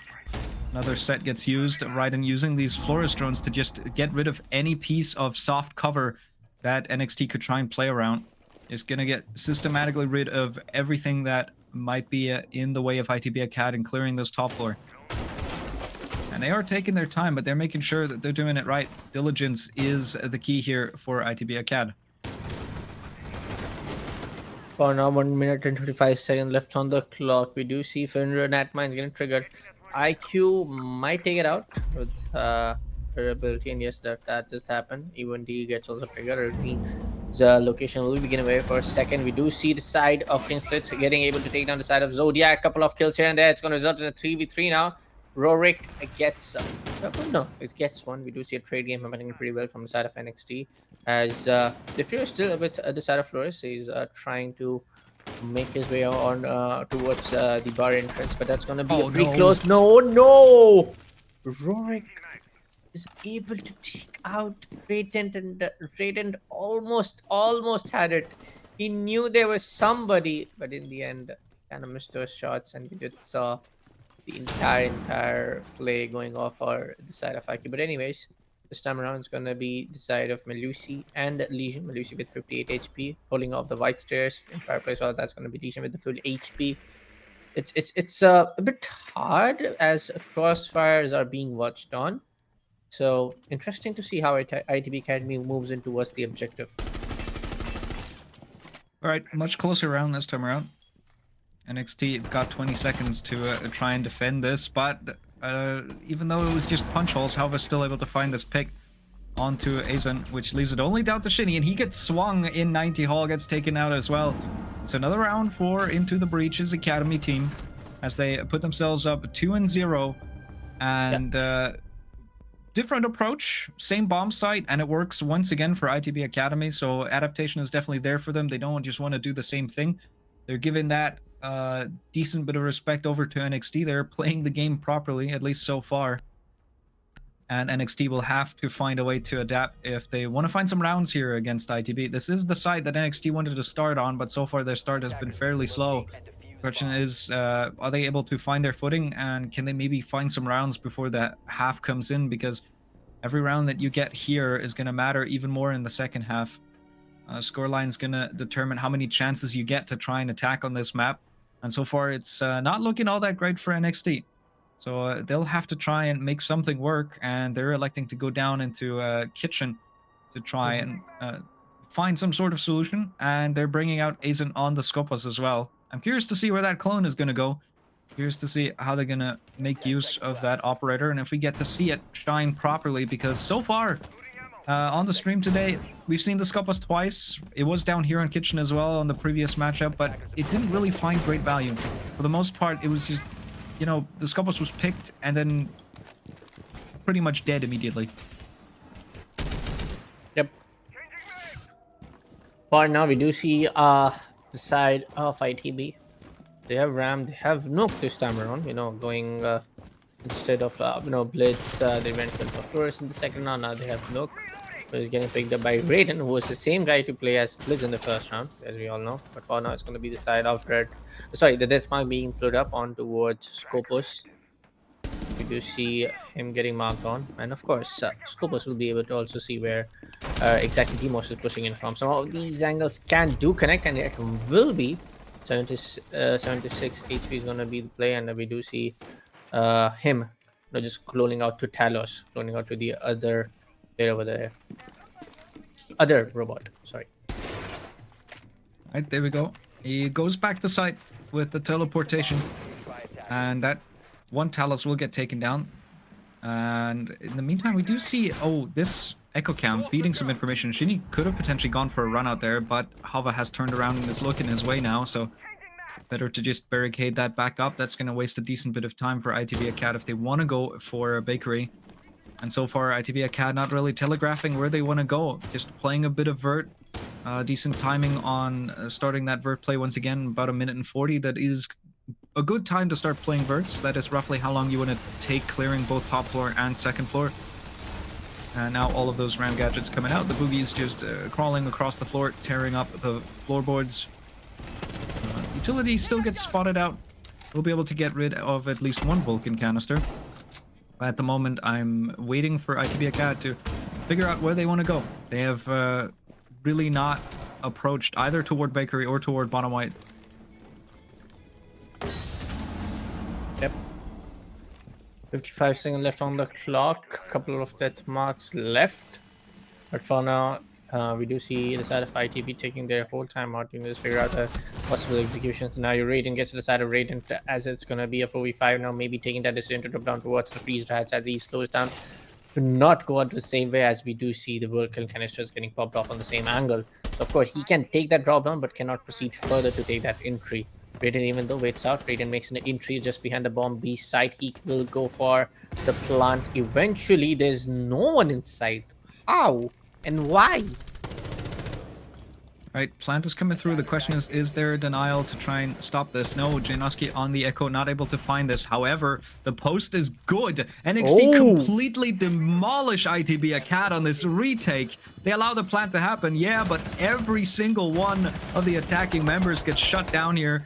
And it's a round for NXT. I don't even know where that came from. Where, yeah. But NXT just put it together, able to eliminate everyone basically at the same time, and they find themselves their first round, a crucial one to find.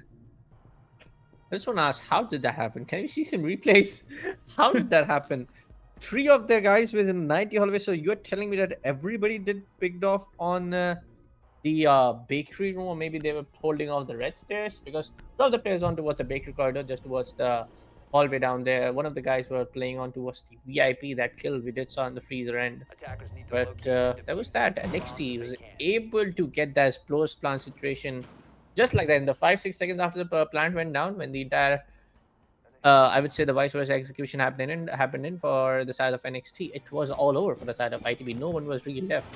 We didn't saw no one in the end to just fight off, in a 1v3 or a 1v4 scenario against the NXT. That was sweet. That was pretty good coming off from the side of NXT. That they wanted to do, just not to let the side of ITB go with the momentum play and make it look like 3-0 or 4-0. We do see a 1-2 score line, and yes, things can get really, really interesting from now on. All right, second floor to come out again for the side of NXT. And it's looking like a similar top floor approach for ITB Acad. So far, they've been good on taking map control. They've been good all the way up until the executes. It's only just now in this last round that in the post plan it kind of fell apart for them.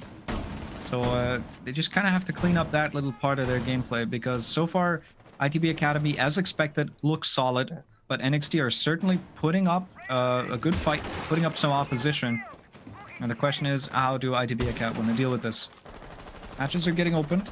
Hava is just doing his due diligence. Gonna drone now as well. And top floor control is going to be gained, I assume, rather quickly, as I don't see a lot of players of NXT up on top floor. It's not contested all that heavily. They're just going to allow ITB Acad to take some of this control. They're going to give them some of this space and try and work around that in the mid round. As we can see, there's 3 sets of C4s in the pockets of the NXT players. And those might be used in the mid round, either on vert angles. There is no Valk in play, so they're not going to use any Valk cameras. If anything, they might have a bulletproof to work with. But I would assume also for plant denials and so on and so forth, those are going to be very, very important later on. So they're more than happy to just allow ITB Acad to slowly take the space to, use all of their drones up to just try and get information on something that is not being contested. And from there on forward, see how NXT want to try and deny this, as now the long angles are getting opened up, and this is going to put some pressure on Tashini. Right now, we do see the side of Castle playing in the mining room, trying to just not get spotted off any of the vertical angles coming off from Ram. All of the players playing on towards the third floor. We do see Buck, we do see that of Ram playing on the same room. But for now, it will be Castle to make his way back towards the other point. We do see the side of Roderick taking on the side of Raiden. It's going to make the scenario 4v5 now. Opening does get onto the favor of ITB. But we do see might. Yeah, Roderick gets spotted on. But Gordon will just miss that one shot almost by a couple of seconds over there. But for now, 47 left on the clock. We do see the plant going down. Raiden with the mining inside the mining room. There's no one to stop him. We don't see any of the players coming off, and then it will come one by one, and Zodiac will take down the side of Monoski. Shalini gets down to Raiden, and the diffuser will get the plant will get dinner, and diffuser gets dropped down. And that's going to be Zinzi left out in a 1v4. Oh, Aizen's all alone. He's got multiple players to find. At least the first plant attempt was stopped, but the second one will most likely go through, as Halva has picked it up. He's going to stick it most likely in the same position as well. And now it's a post-plant situation, and Aizen will have to try and retake onto 3 players that can just play this diffuser from outside the building. There's no real hope for this. ITB Acad, in all likelihood, are going to take this third round. At the very least, there was some plant denial in place. They were good enough to retake. They had the info on the bomb site to stop this plant one time, but after that, the round falls apart completely. ITB Acad are building out their lead further, and once again, so far, we're seeing nothing out of the ordinary. And ITB Acad are rolling toward a swift victory if they can keep this pace. I feel like victory is still far away, man. I mean, for the side of ITB, yes, they're able to win a couple of rounds here there, but I feel like yes, victory is still away. I feel like NXT are able to just I hate to interrupt you, but your clash is here. Yeah, I just saw that. Not gonna lie, completely missed it. I was just looking at the map screen on my other monitor, and there I see the map. There I see the clash coming off from the side of Sheen. But hey, interesting. Maybe if there's a clash on towards on for the side of NXT, yes, We might see line, we might see blitz, the same operator lineup we did saw in round number 1. This is the same time, shield versus shield in the end, possibly one for the highlight reel. Hey, I'm always looking forward to fun clash plays. I saw some of them coming out of self-advertisement here. Myth. Inside of the Southbridge qualifiers, there's a couple of very fun rounds on Chalet that I can recall. So the Clash is certainly a fun operator, fun to watch. I'm looking forward to how they want to try and play around this. But immediately, ITBA, I feel like their drone works pretty decent because I definitely think they have spotted this Clash. Otherwise, I don't think Raiden would have hopped onto the Capitao. So we've got Capitao with the firebolts to potentially try and dispatch the Clash, or at the very least force her to move into certain positions where you can deal with her a bit better. Otherwise, she gets very, very annoying. And so ITBA Cat so far doing, once again, just their due diligence. They're doing just good drone work. They have lost 4 drones already. But if they can play a bit more conservative with the remainder of their drones and get some more important information, and as I say that another one gets shot out, Janoski's still in this position. Here comes some flashbangs. They're trying to deal with him, and there's 2 players on this rappel. Janoski gets a bit too aggressive. He tries to swing into the flashbangs, but won't be able to do that. And it looks like it's going to be a fast take for ITB Acad, as they've already got everyone out. The Clash can do nothing as she puts her shield on her back with somebody on the skyline already waiting for it. Raiden tries to go for a plant. C4 will come out. There's a response from Raiden. He finds 2. Aizen with another, damn! Raiden with a 3rd. It gets completely turned around. ITB Acad had a beautiful execute going for them. Now it's only down to Halva. He's got 2 players to find. He knows where the first one is, but Aizen finds him. NXT able to completely shut down this aggressive round. The Clash not important in this round whatsoever, but the execute does get denied. The C4s are there exactly when they need to be. And Raiden, Aizen absolutely holding it down. Beautiful combo. The 1-2 punch, and NXT are able to win themselves a 2nd round. Boy, and this was one of the best rounds that we have seen for the entire day. For the first C4 came in, we did saw Raiden playing on towards the vice chair, Twitter down a double kill, takes the down the 3rd every now and then. There was the same guys coming up from there was a guy coming up from the same angle, and in the end it was out of Hawa to be taken out in that 1v2 spot. But that was really a nice round. That the first round everybody saw in the kitchen, everybody from the side of ITB gets taken out completely in a matter of a couple of seconds. Everybody was playing off the side, playing out from the side of NXT. And this was this round. A couple of seconds in, the first trade comes in, and then after another, everybody from the side of ITB goes down. So I feel like, again, like I said, when I interrupted you in between that, you were saying, this can be a very swift victory coming in from side of ITB. They're able to put up that same momentum. I feel like, yes, this is that hindrance that NXT can put up in the way for the entire victory parade, that they still got that skills, and they still got that momentum, and they still got that same caliber and what we expected from the side of NXT. And this might be a huge surprise coming off from the side of ITB. ITB is right now at the #1 spot. NXT is fighting off to be in the top 3 now. But that's gonna be a spawn pick. All right, Raiden starts us off, and that gives me the perfect excuse to just quickly talk about the mid-season balancing changes, as Raiden, he got that kill on the Mozzie, and Mozzie just recently was given access to another Mozzie Pest. And I do believe he got impacts as well. I don't think it matters that much, because you can see Raiden still playing the C4. Most people are still going to stick with the C4. It's huge value.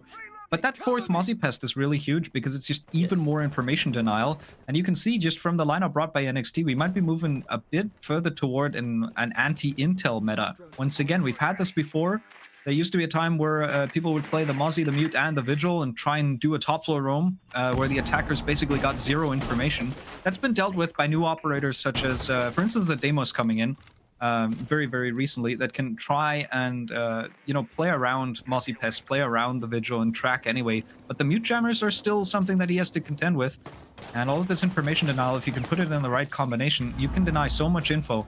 And info is the name of the game for Siege. If you don't know where you're taking these gunfights, you're going to look the wrong way. And speaking of info, C4 comes out. Genie's able to use that to great effect, takes down another player. And it looks like NXT are vying for a 3-3 split here as they get themselves an early lead, 5 versus 3. And Zodiac's stuck outside on the rappel trying to take a fight onto a player on pallets. The question is, how much can he do from this position. Some flashbangs coming through, but there's also another player on white stairs. So if this repellent comes through, he might be able to punch him. No, the swing isn't there.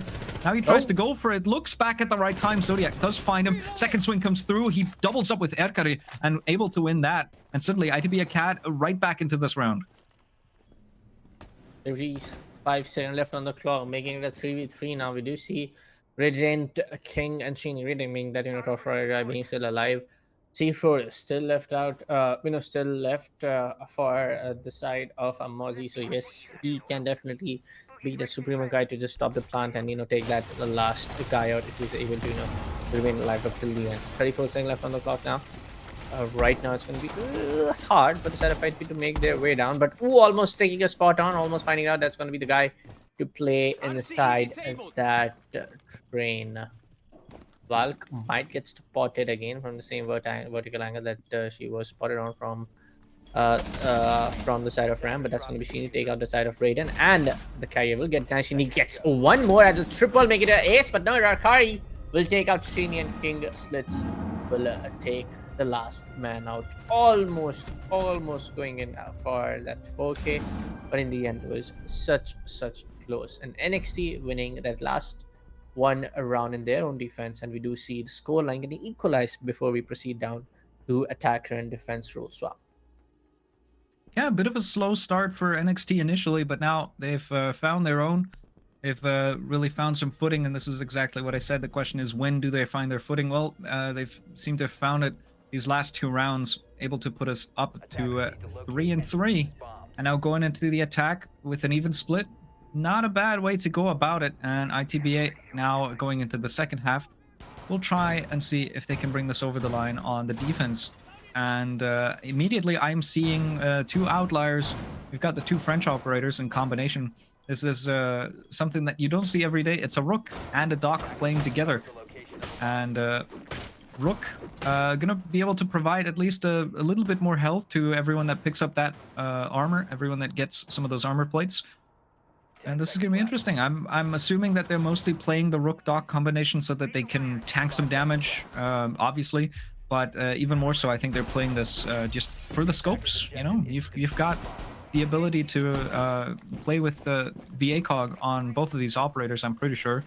So that MP5 and those long-range angles might come in handy, as they've established themselves some pretty long angles here over on Piano, it seems. Let's see. I feel like, yes, that was that one split to just say for a fact that, this is that one, team that can actually has the potential to shut down a roster like ITV, who are right now at the #1 spot, and that potential is getting shown at this matchup, and this is something really good. I want to see teams who are trying to make their way towards top 3, top 4, able to take that one supreme team. But as Krinsky tries to rappel inside the 3rd floor cigar, it's gonna be the side of Rook to take him out. All right, good aggression coming out from Raiden. He's trying to challenge onto these windows. Is successful. Now Sheeny will drop down. Is going to try and get rid of a mute jammer that's blocking one of these drones. But he does have to be careful about somebody potentially swinging him. So the information denial on ITV Acad similarly effective. Now the wall will get breached, and they will try to go for this control. Sheeny, what a beautiful angle. He finds Halva on Pixel, and this is exactly why the spot is called Pixel. You could tell from the way that gunfight was taken. Another player has repelled in, but Raiden knows about it, and he's able to take down Raiden. And these 2 players are giving me a headache whenever I have to cast them killing each other, because my goodness, those names are just a little too similar.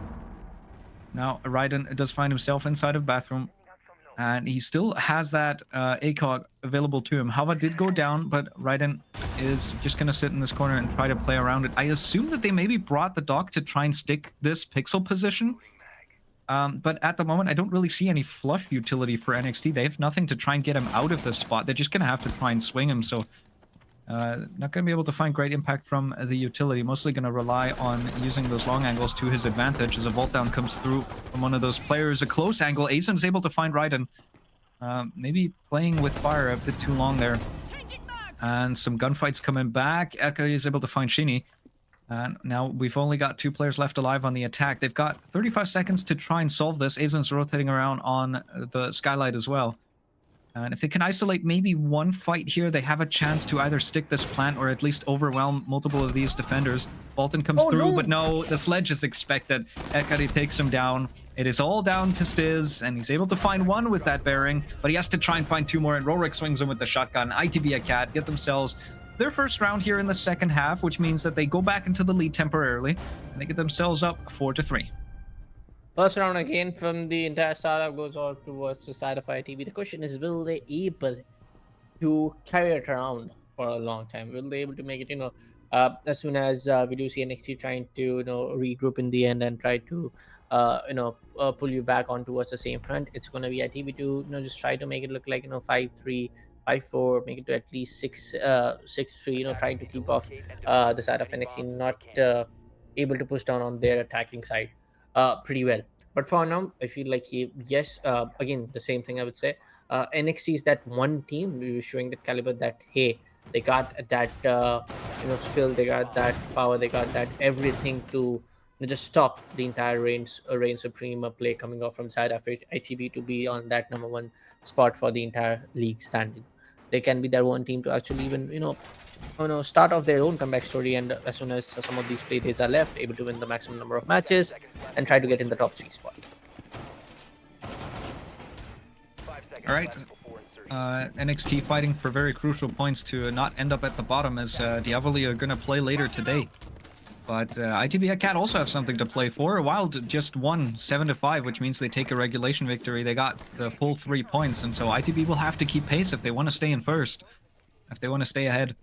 So every single point matters. Every single round is important for these guys to get for either team.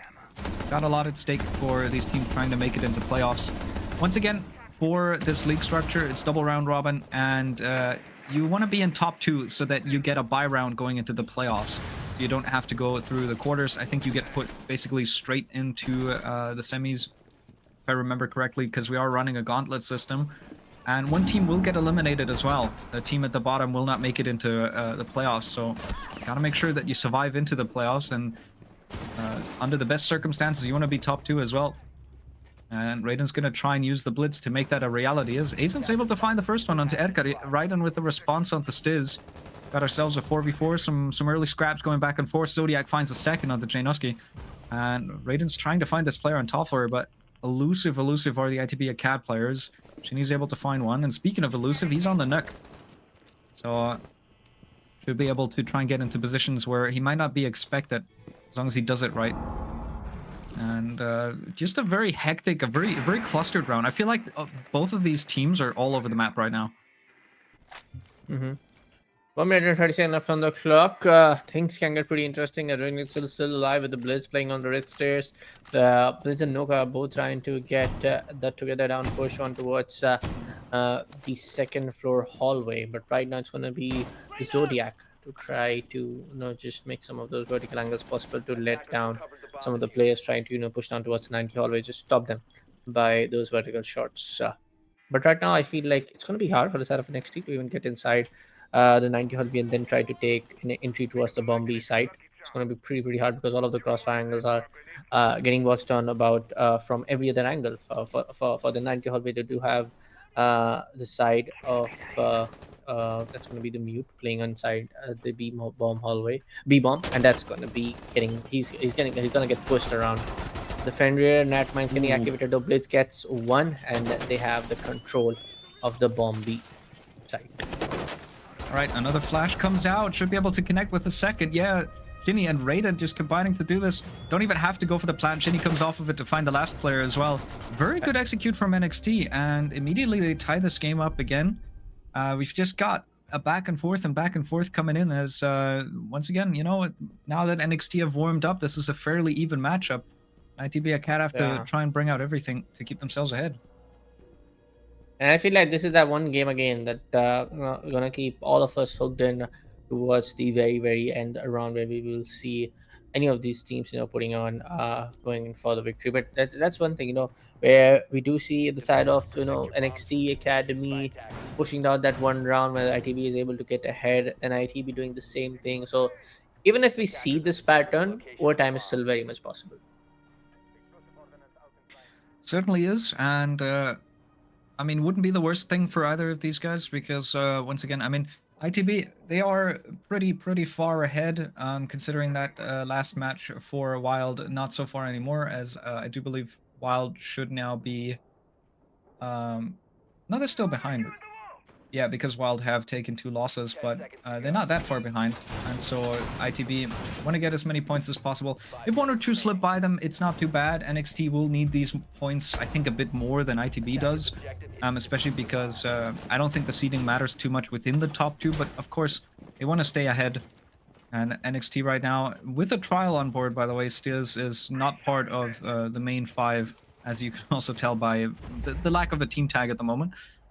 But he's been fitting into this roster well so far. You wouldn't notice if, like, I wouldn't have noticed if I didn't know that he's not a consistent part of this team, because so far NXT are playing fairly cohesively. They're playing decently together. Edgar is able to find the first onto Janoski, and this Blitz is once again trying to move in to get control of VIP. There's a flashbang coming out. This smoke is gonna be dispatched. Not quite. Does get himself away to Whiskey safely. And another smoke will have to come out. Those sense gadgets are also playing a huge role in giving this glass a lot of angles to try and peek. I love this approach from NXT. Let's see, man, how much of these efforts will get denied coming off from the side of ITB. They're able to make their way on towards the bakery. They're trying to push on towards the bakery door. Right now, we do see a couple of smokes getting triggered. Double smoke getting on, but Roddick will be able to take down the side of Raiden as the shield was off, and he gets one more with the glass. Right now, it's going to be really hard for the side of NXT to make an entryway yet another time as the Vulcan Canisters goes off to warm every possible angle. Raiden take the start of his NXT. Shinny gets one more. King's Slits goes down for Roddick, making it 2v2 now. And I, again, don't see that NXT being on that advantage point from any possible angle. I'm not even sure how Shinny wins that, but he does anyway. And that means he gets himself closet control, puts it into a 2v2. A lot more even than initially expected. And Stiz has a chance. I do think he has can openers. Yeah, the wall is soft, so just get himself in. Will be able to get rid of this castle barricade. And might even be able to go for a plant. Shinny's rotating around to him. But I think he's being called to go elsewhere. They're just looking for an opportunity to try and go for this plant. The Dokkaebi cams, or the Dokkaebi rather, has hacked the cams, and Stiz gets himself in, finds a long angle to Hava, which leaves it only down to Raiden. And they know where his cameras are. Thanks to that Dokkaebi hack coming in a bit earlier, Plant is going to start to come down. Doesn't get denied. No, he's too late. Raiden is not able to avoid this post-plant, which now leaves NXT in a place where they can comfortably close this out, as long as they can just deny him defusing this. He's going to try and go for it once. He's going to go for some pre-fires. He sees the barrel of one, able to take him down. He finds the second as well. Raiden, he finds both. And he's able to just completely turn this around. ITB Acad. It is a round that should have slipped away from them, but Raiden says, no, I don't think so. And instead, it's ITB Acad to continue the trend of going back and forth as we trade rounds here in the second half. It's ITB Acad back into the lead, 5-4. Oof. And this is gonna happen. I'm not gonna lie, this is gonna happen till the end, folks. We know what we are getting ourselves into. We know for a fact that this is going to get pushed till overtime from the side of NXT. You will see NXT bouncing back yet again to make it a 5-5, and then ITB making it to push down to match point, and then we do see NXT again pushing down to making it to the overtime rounds. But let's see. Let's not get ahead of ourselves, and let's see what both the teams can actually do inside the server. But right now, ITV and NXT both are looking supreme confident. Both of them are able to push down to each other mistakes, but able to capitalize on each other mistake, able to seize that opportunity in some of these minute mistakes happening from both sides. So I love to see this kind of close gameplay. But for the side of NXT, yes, sometimes they are able to get that map control. Sometimes are able to lose that quick map control happening in. Sometimes they are able to get inside the objective, and again they completely ITB Academy just completely shuts them down in a couple of seconds after the first plant situation happens. And so yes, NXT should actually try to just take out some of those guys happening with the early gunfights, able to get that advantage. Maybe things can go either way. But for the side of ITB Academy, I'm very uncertain. how they can actually get down to making not to just stop the entire comeback approach coming out from the side of NXT, that they're able to climb down to the same level of score line as we do see ITB winning one more, and then NXT able to pull back themselves for making it to just one round behind themselves. This round 10's a crucial round because if NXT win this, we're going all 12 rounds of regulation. We're guaranteed to see at least 12, if not more, going into OT. But if ITB win this, they get 2 chances to close this out. They get an opportunity to win the match in regulation, even somewhat comfortably. This game has been decently close. There's a decent level of competition here. I think just in general, everyone in Voltage League is fairly close competition. When there's shutout victories, it's usually down to the performance of the day. It's down to the map bans and so on and so forth. But these teams are not that far away from each other in terms of just skill distribution. So anybody can win, and the fact that ITB Acad have been able to so consistently stay ahead shows that they just have a slight edge over everyone else. And the question is, in what way does it show itself here, if it does show itself here? Otherwise, NXT have a chance to potentially dethrone the #1 spot and get themselves closer toward the middle of the board, pick up some crucial points in a playday way that they were maybe not expected to get them. And once again, early scraps. We've got 2 players down already. We've got some damage onto Raiden. He could get healed if he can find his way over to Halva, but there's just a player already walking up the staircase. Halva gets taken down. It's 2 kills in return for ITB Acad. Isn't able to find a second for himself. He's now down to low HP, but he has taken decent chunk of map control. The problem is the diffuser is down. Rorik finds a triple in the round as he takes down Eisen, only down to Janoski. He's 1 and 8, and he will have to find these last 2 players if he wants to avoid a match point for ITB Acad.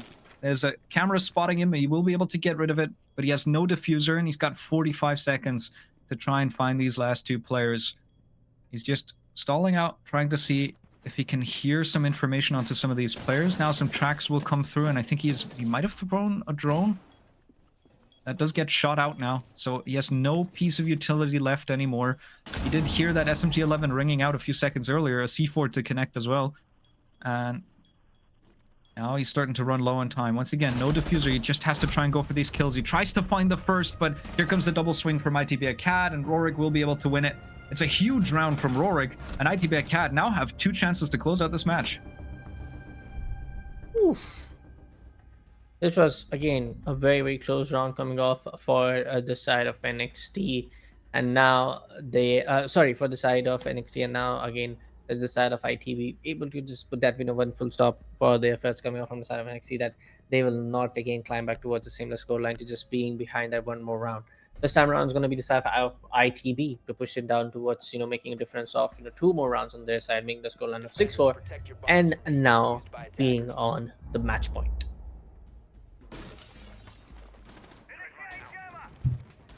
But for now,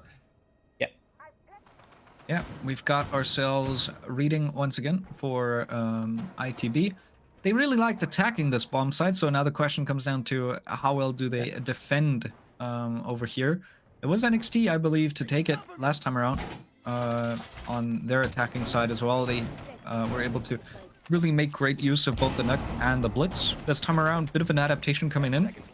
NXT not choosing to stick that once again, as instead we have a complete switch up. Everyone's going on to a completely different operator. Got a Gridlock in play again. Got a Dokubi, a Lion. This is looking like a roam clear. Shinny's on the sledge. This tells me that they want to deal maybe not just with Vert, but also with utility, like for instance the castle barricades that are coming out from Zodiac. So some drone work done, adaptations hopefully properly read from NXT, as they're looking to fight their way into OT. They've got 2 rounds to go. Certainly doable. Very doable. But of course, ITB Acad, they want to stay in first. They want to stay ahead of Wild Acad. And if they want to do that, they need to win in regulation, and they need to continue winning in regulation. And if they have those expectations toward themselves, the question is, who puts more pressure on themselves here right now? Is it NXT because they're about to lose, or is it ITB Acad because they just have such a high standard for themselves? And with that in mind, we move into the round, and we've got some pings coming out. A lot of drone work being done from NXT. Just good info gathering. They know where some of these players on ITB Acad are. Some nades, some utility coming out immediately, and this might be some repels in fairly quickly. As Stiz is throwing a bunch of flashbangs and stuff out as well. This striker does have a lot of access to utility. Zodiac and Rorik find the opening too. Diz is able to find one before he gets taken out by Raiden. And now it's once again only down to Janoski. And this time it's not even a 1v2, it's briefly a 1v4. He finds one, so it's a 1v3, but no, Erkari completely swings out onto him, and ITB Acad put a very, very firm lid onto this matchup as they get themselves a 7-4 victory. And that means that ITB Acad take another full 3 points, and they continue staying ahead of Wild Acad in first place. Staying top of the food chain, staying top of the entire leaderboard for this this Volta League season, folks. And but again, I have to give kudos for the side of NXT. They are looking very, very supreme in the first couple of rounds. They were looking like, yes, this is the only team which can, apart from Wild Academy and a couple of one other team, that there's that one team who can actually has actually the potential to defeat a roster like this. Well, it was a good map. It was once again a close matchup, but this goes, I think, for most of the Voltage League. I've pointed it out before. I feel like everyone's competitive here at the moment. Like, you got to just take a look at who's at the top and who's at the bottom. We've got ITB Acad at the top, and they are nearly undefeated. They have taken one loss so far, and a lot of their scorelines are somewhat convincing. Some of them are a bit closer. They have that slight edge over some other teams. But at the bottom, you have Diavoli, who by all means is a very competitive team. They're a team that can put up numbers. They're a team that is able to win rounds, able to win matches, and that can take it to anyone else inside of this bracket. As long as they have a good day and as long as they have the right matchups going their way, all of these teams are very competitive, and it's going to be a fight, I think, until the bitter end to decide who's going to get eliminated before we go into playoffs. But with that, that is our second game of the day done. We've got one more coming up after the break, but for now, we'll throw it to exactly that break for just a tiny bit, and then we'll be back with the last matchup of the day. Till then, stay tuned. Blind tonight, cause I swear that you out of sight, man. I'm so up, I could be a pilot, and I just hope trying to catch a flight. So let me get the digits. I call right now if you with it. I seen 1,000 pretty girls in this room. $1, I've been looking for you. I've been searching, it's so hard to find a girl who's one of a kind. 'Cause being alone just isn't cool. I'll take 1,000 trips around the world just so I could find you, girl. 'Cause darling, I've been looking for you. Yeah, I'm looking for you. For you. I'm looking for you. For you. Let's get it now. I'm so up, I could be a pilot. Be a pilot. Be a pilot. I'm so up, I could be a pilot. Beat. Let's get it now. Let's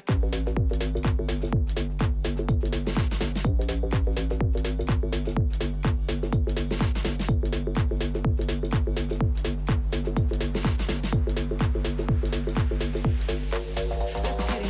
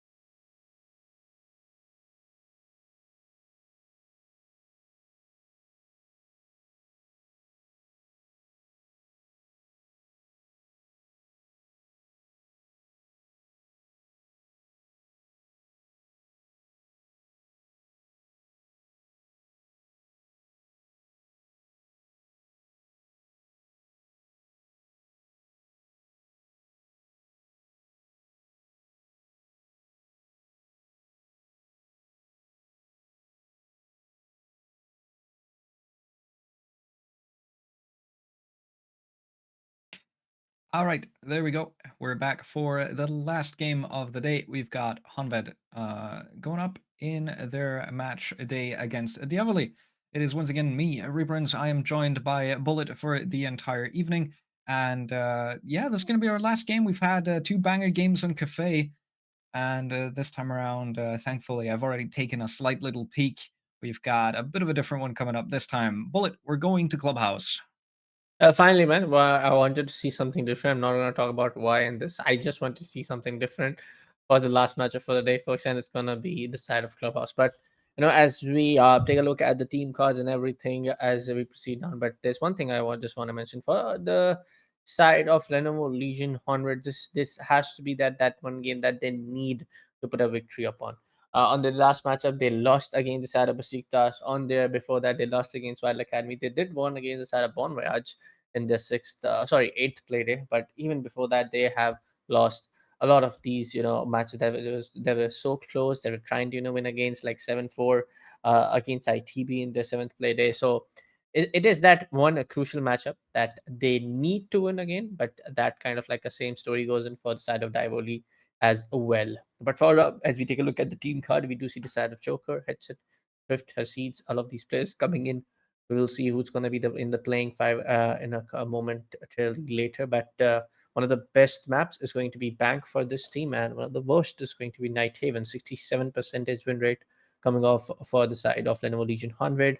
They are currently standing at the 5th spot, but for the side of Divoli, it's going to be a little bit same, but not exactly in terms of the placement, because they are standing at the 7th place in the entire standings, and their best map is going to be Chalet. Yeah, right. For Diavoli, a team that most of you, I've probably seen around sometimes also under the banner of Done Limited. They're a roster that's been around for ages. They've been in a few of the qualifiers as well.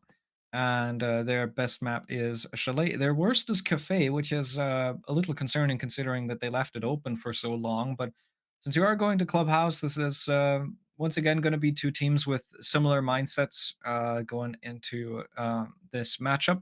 And I can't wait to see what they try and show us. And there we go. Here is the official lineup for everyone that's going to be playing today. And it does look like Lenovo Legion Honvet is going to field Slayer for today.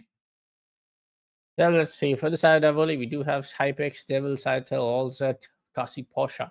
That is going to be that one player I'm seeing in for the first time playing on the roster of Divoli when I'm being on the desk. But for the side of Lenovo Legion 100, they have Fantasy, Headset, Swift, Joker, and Slayer. All of these players being so well and so well composed and chemistry with all together. I have seen Lenovo Legion 100 putting up a good fight against a lot of these teams when Joker and Slayer are completely on top of their games. All right, yeah. Waiting for the game to get readied up, and in that time, I think we can take a quick look at our staff predictions.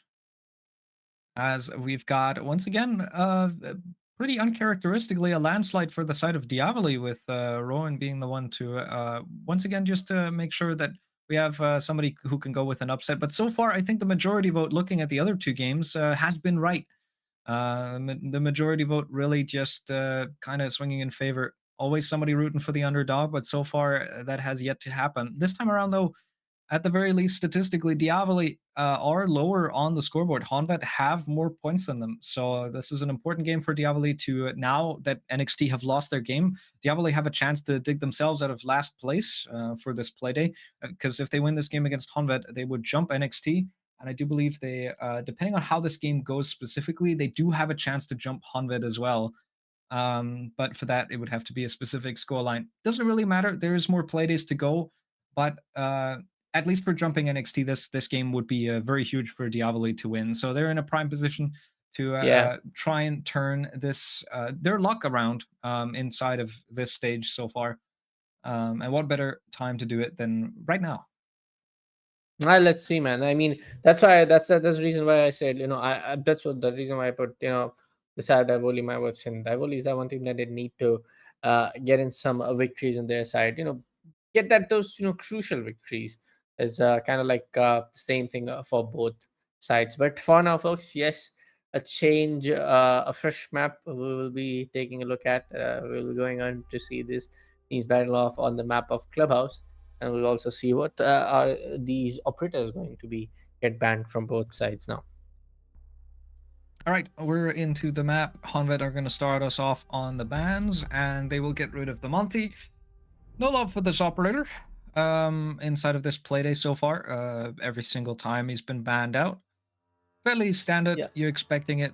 He's good on taking rafters. He's good on taking map control everywhere. You don't want to have to deal with this operator. Very oppressive at the moment. There's something that will have to change because at the moment he's a guy that completely changes how you play the entire game. The moment Monty is open, the entire game becomes focused around who can play the Monty better and who can make better use of the Monty and who can counter it better. It just comes down to this one operator. It's very, very just meta-centric, and so they get rid of it once again. Second ban to come out is the Maverick, which is interesting. That might improve the deniability from the defense, and immediately the response is, of course, to take out the Tubera as well, because otherwise he would become way too strong in this instance. So he gets taken out by Diavoli, who are also the ones that took down Maverick. Now the question is, who do Hanva take out? Do they also try and go for somebody that plays denial?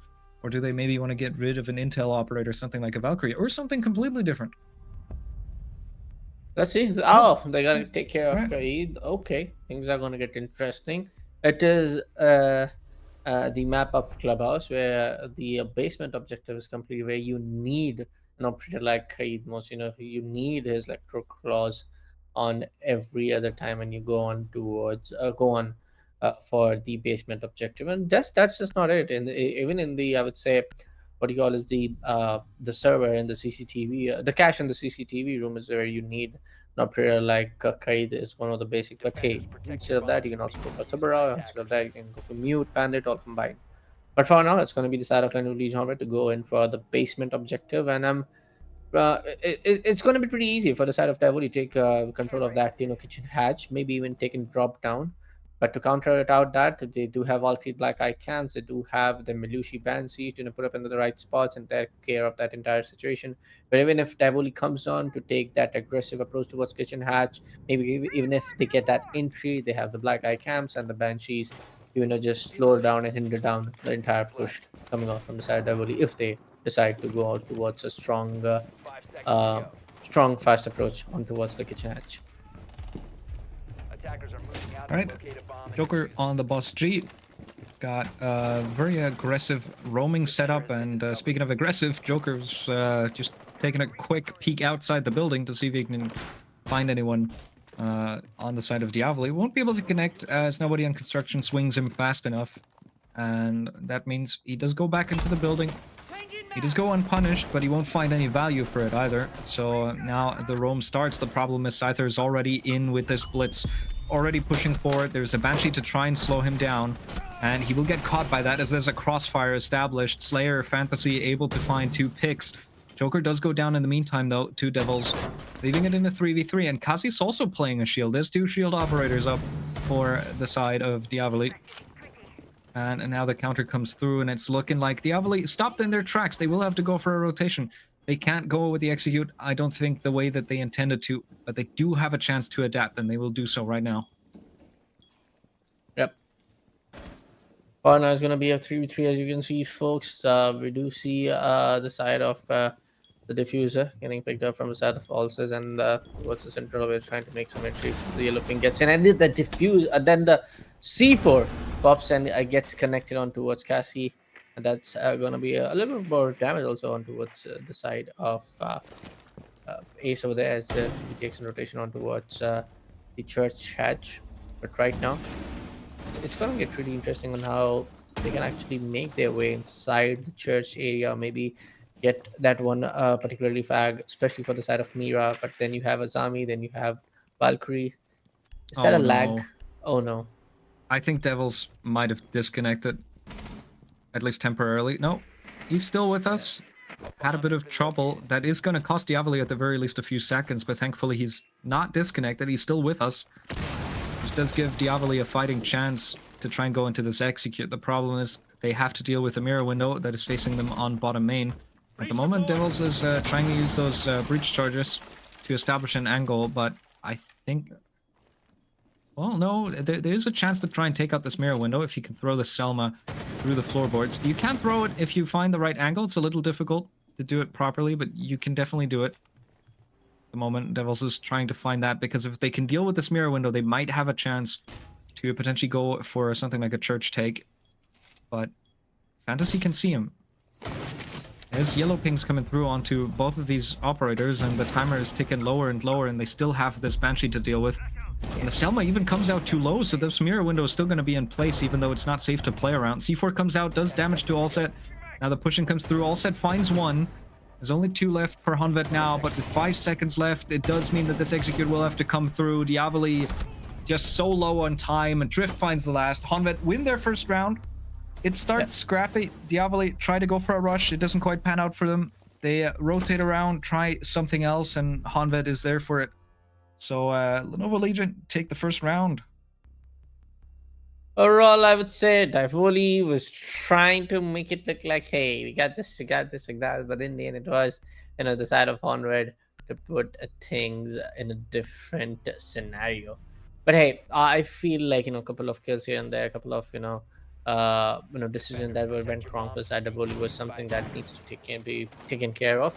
But for now, we will see the side of the kids and the the gym and the master bedroom getting picked up on for the side of 100 for the next objective area.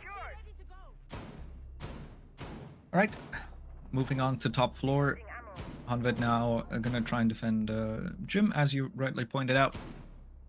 And it does look like they're gonna contest, at the very least, CCTV and cache side, as the outside walls have been reinforced, so they're looking to waste some time over there. We contest it just a little bit. A rotation comes through to red as well. A lot of sight lines and a lot of feed holes established inside of Jim, so they really want to make sure that they can hold this. And thanks to the mirror being open, first time that we've seen the mirror today, because she's been banned on both of our cafe games so far. Now that she's finally open, we get to see some longer sightlines and a bit more of an open concept sight setup, if you will. Because you can play from behind those mirror windows. They can feed a lot of information, and the more you can see, the better they are. Which means that maybe poking a few more holes into some of your own walls might not be such a bad idea. Let's see. Right now, it's going to be as a soft recharge getting used up to destroy that castle barricade. Trying to make some entryways for the entire team, but for now, it's everybody from the side of the Legion Honor being so particularly on holding at these angles. We don't see any kind of run out, but as I speak, that's going to be run out coming off from the side of Drift, and Scyther will take care of that. Good coverage from Diavoli. They're protecting their players on these jump outs. It was a good opportunity spot for Drift. He was trying to see if he could find the player opening up those castle barricades. He was completely vulnerable, placing a breach charge, but when Scyther is holding that, there's no real chance for you to try and get into this. So Scyther picks up a pretty easy kill as Drift overextends. And with that, it is a man advantage for the attackers to try and take more control. They've taken a decent chunk of time to just open up this CC breach. They've had a bit of trouble. One of their Selmas did get taken out. Not really sure by what, but what matters is that they couldn't get themselves in up until just now. They do have control now of both CC and cache. They're forcing these players back, and they're now vying for Logi. They're turning their eyes toward the bomb site, and they're going to try and clear out these players from Honvet. So their approach towards site is just that tiny little bit easier. Let's see, right now it's going to be 1 minute and 5 seconds left on the clock, making now to Legion Honor not being on the man advantage. Things can get really interesting for the side Divoli if they're able to get this execution right. Trying to open the hard recharge on towards the bathroom area. And right now we do see the Thatcher EMP coming in as well. All gets opened up. They have to be very, particularly and aware of the fact that they still have to take care of the black mirror coming off from the side of Mira. That EMP, I think, got caught by the shoulder of Kazuposha, so a second one will have to come through. And now they're going to try and push onto this mirror window. Flashbangs come in. They're able to dispatch this player, but Kazi accidentally shoots Hypex in the back. Unfortunately, they do take control of this, but they will somehow still end up trading a 1C4 to try and connect onto the player inside of sight. That is Scyther going down, all set down to 2 HP. He's going to try and go for this plant, but this mirror window's still up. Some yellow pings onto these players. They can't stick this plant. Slayer pushes out, finds one, gets traded. Now it's a 2v1, but it's going to be a 1v1 as there's no time. Kasi will have to stick this plant. It's all down to Devils, and he wins it against Fantasy, which does net Diavoli their first round. And that was that. Right now, it seems like, Onward was completely aware of the fact that, some things can also go wrong from their side, and Beverly will make everything count up to their side and make the most of the entire effort getting made from their own side, and Beverly gets that first round on for their side. But right now, talking about the side of Lenovo Legion Homered, as they proceed on to as we proceed on to round number three, we do see them picking off cash in CCTV room, and now we do see a little bit of change in the entire operator lineup as they again go in for the Asami as we saw in round number one as well. But they're very much emphasizing on that Melusi's Banshees, and of course when you have a then when your opponent team has not, and even you have not particularly banned up the operator named as Valkyrie, when you have the Black Eye camps, you and get tremendous amount of intel and information from those Black Eye camps. So yes, both of these utility heavy operators getting really utilized pretty well, I would say. But for the side of Devoli, as they have Thatcher, as they have Deathmark, as they have Grim, we see the same kind of utility heavy play approach coming off from side of attackers as well. Yeah, of course, Melusi, she does have a pretty decent value. She essentially does something quite similar to both Ella and Fenrir. It gives you information about where somebody is. At the same time, it slows them down so they can't just try and move past it. It also works a bit like Barbwire. It's just the Banshees are really useful in a lot of cases, and especially I feel like on this like configuration of operator band specifically, it's very important that Honved bring this basically every single round, because they want to try and deal with the Blitz. We've already seen it in round one. The Blitz came out from the side of Scyther, and the moment he walked himself into a Banshee, there was no forward, no backward for him to go. He got caught in a crossfire, and there's no way that he can turn fast enough to block all the bullets from two separate angles. So those Banshees are very, very crucial to just force Diavoli off of the Blitz, off of the aggressive play, and into a more just standard take, which costs Diavoli a decent chunk of time. They're not fast on these executes. They always take a lot of time before they get ready to execute. And Fantasy is going to make that even worse as he takes down Kazeposha. That is the Grim down early. And a beautiful C4 connect. So you've pointed it out. The Valk is good for information. Well, if you can make use of it, and Fantasy does exactly that. We do see the Tan Champion going down, trying to make the entryway on towards destroying this particular breach, and it's going to be the Captors. Firebolts coming out as well. Push that Vulcan canister. That intrigue can get complete there, but just waiting for the last of second. Hacker thermal charges goes in, but they will get popped off immediately as soon as they starts to get triggered down. But right now, the push looks really on point for the side of Divoli. They got one attacker trying to push in from the objective window. Then there are two of the attackers trying to make it down towards the construction room. So this looks like a good third push, but oh no, not again! Come on, Hypex, no, please, we have to stop doing this.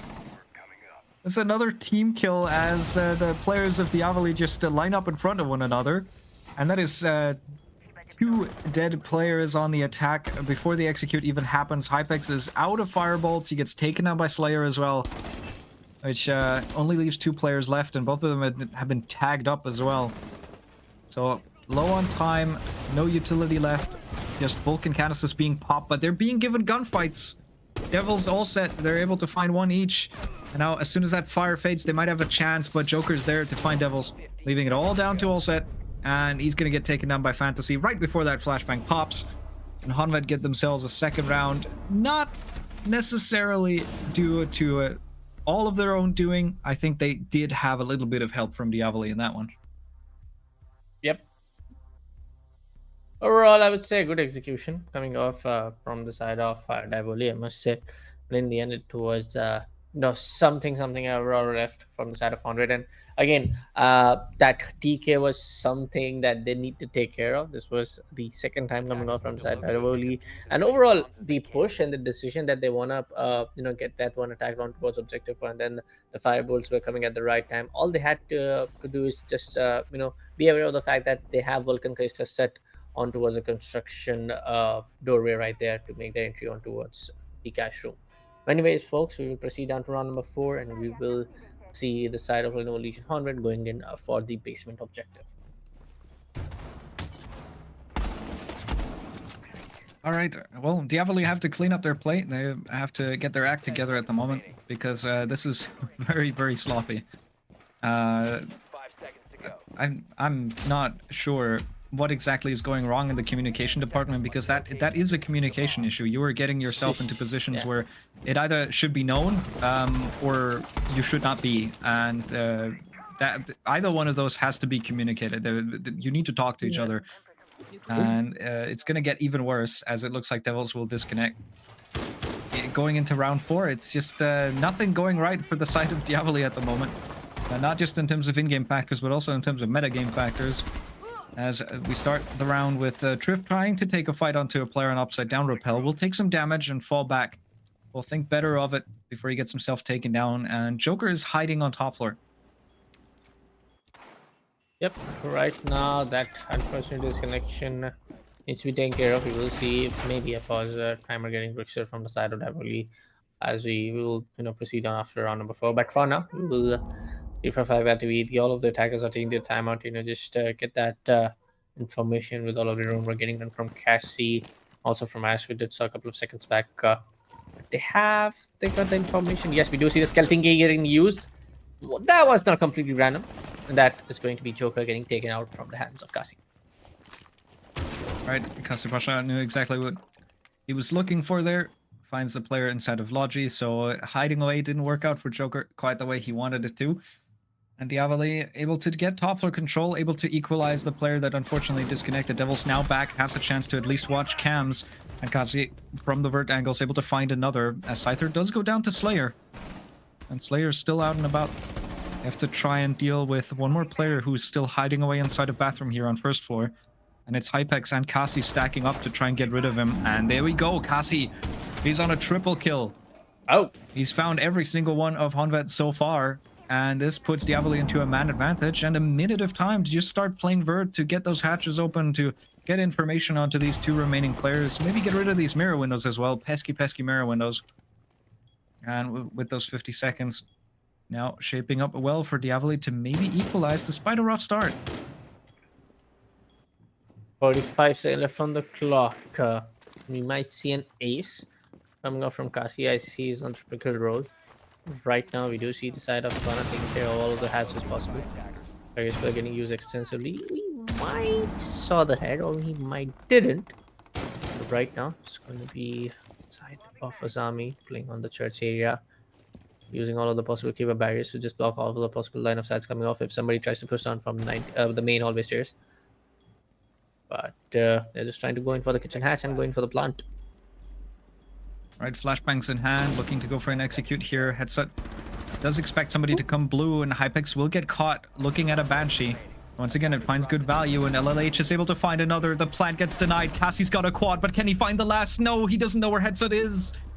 And it's Honvet to take the round. Kasi Pasha trying everything in his power to try and win this round for his team, but the plant gets denied. It comes through in a rough spot, in a bit of a bad place. They try to stick that case. And it's another round for Honvet as they're able to get themselves up 3-1 here on the defense.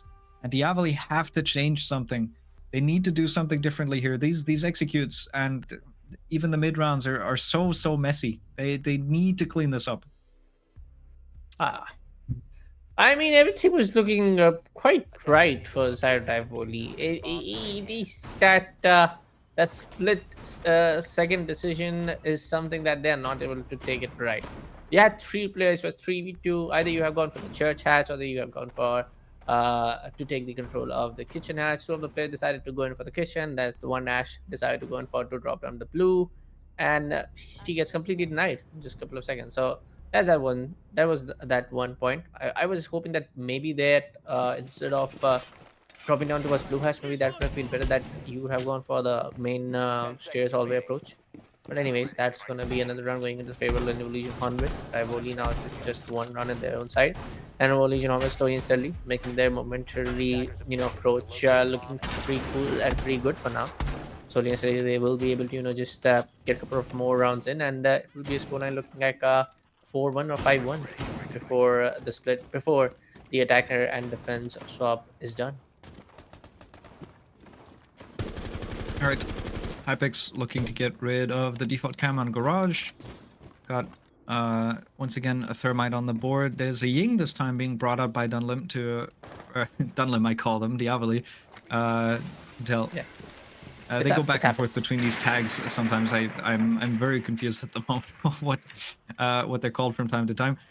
Anyway, regardless of that, they are once again approaching top floor. They get the wall open quite a decent bit earlier this time on the Jacuzzi side. The question is, how are they getting on with the opposite side? How are they working their way around Cash and CC? And well, speaking of that, we've got logistics completely reinforced. Logistics office is just going to be reinforced. There's going to be some bandit charges on it, and Joker's going to fall all the way back. They're going to completely concede construction to Diavoli, including Cash, and they're just going to try and play the site.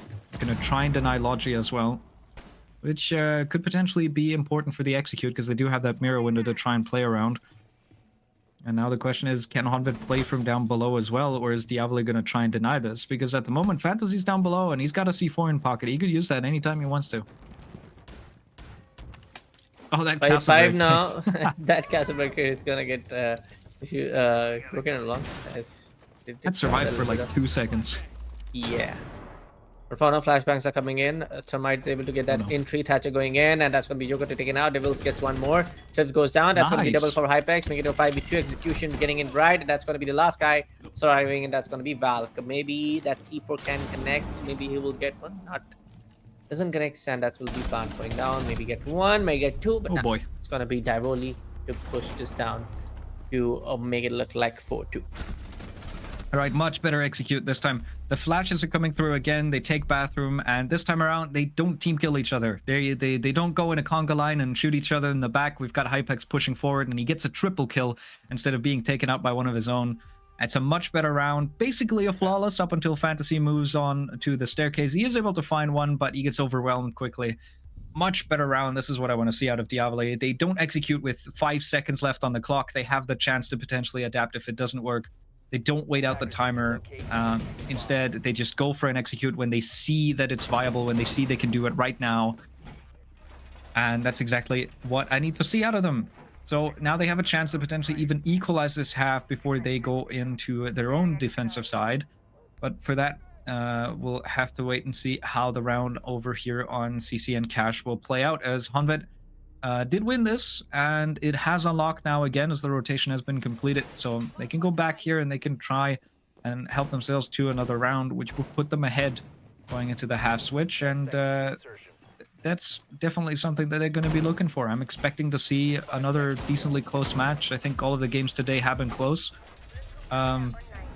I think this could potentially be the closest of them all. I'm definitely expecting to see, depending on how this goes, I feel like this is the game that going into today, before the games happened today, I was giving the biggest probability of maybe going into overtime.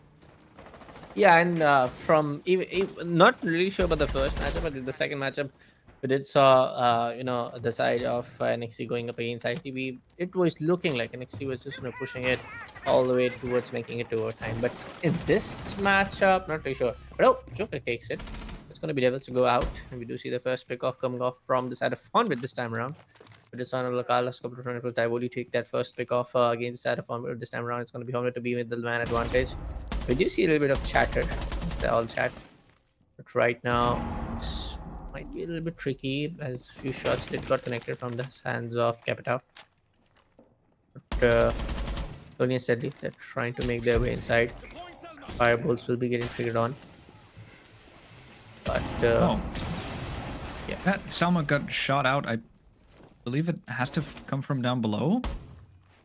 This is a Valcam that's giving information over to players. Hypex is trying to deal with that, and once again, it gets dealt with. Joker's just able to deal with these Selmas. They're trying to hunt him down below, but he's already gotten rid of 2 sets. Yeah. Now the third set of Selmas is coming through, as Scyther's thrown that one as well.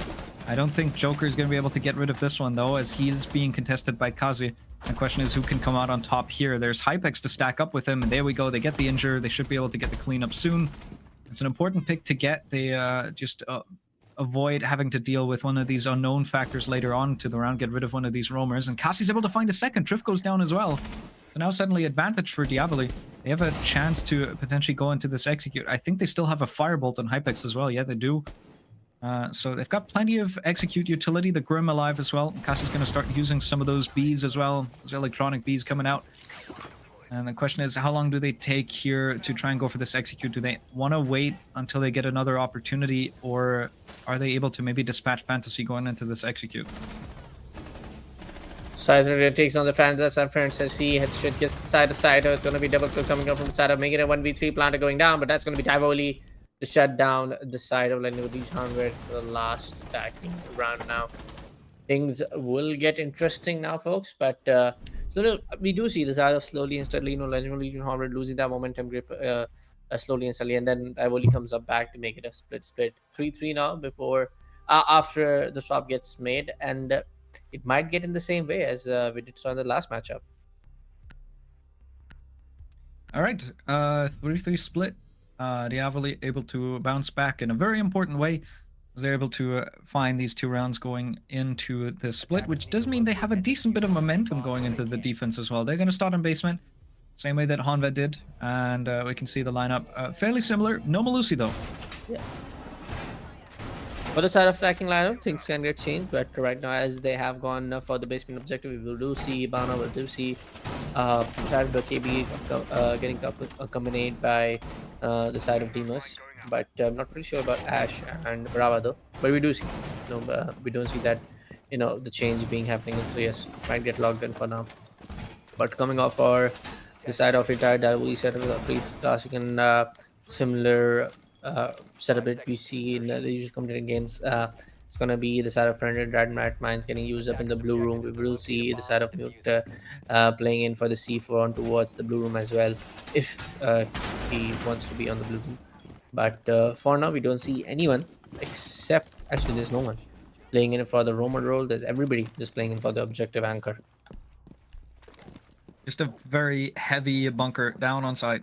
Diavoli not going to give any opportunities to any suspecting players. And as I do say that, Hypex is out and about on the main staircase. That is going to be the extent of their roam here. They're going to try and shoot a drone, maybe look for an early fight.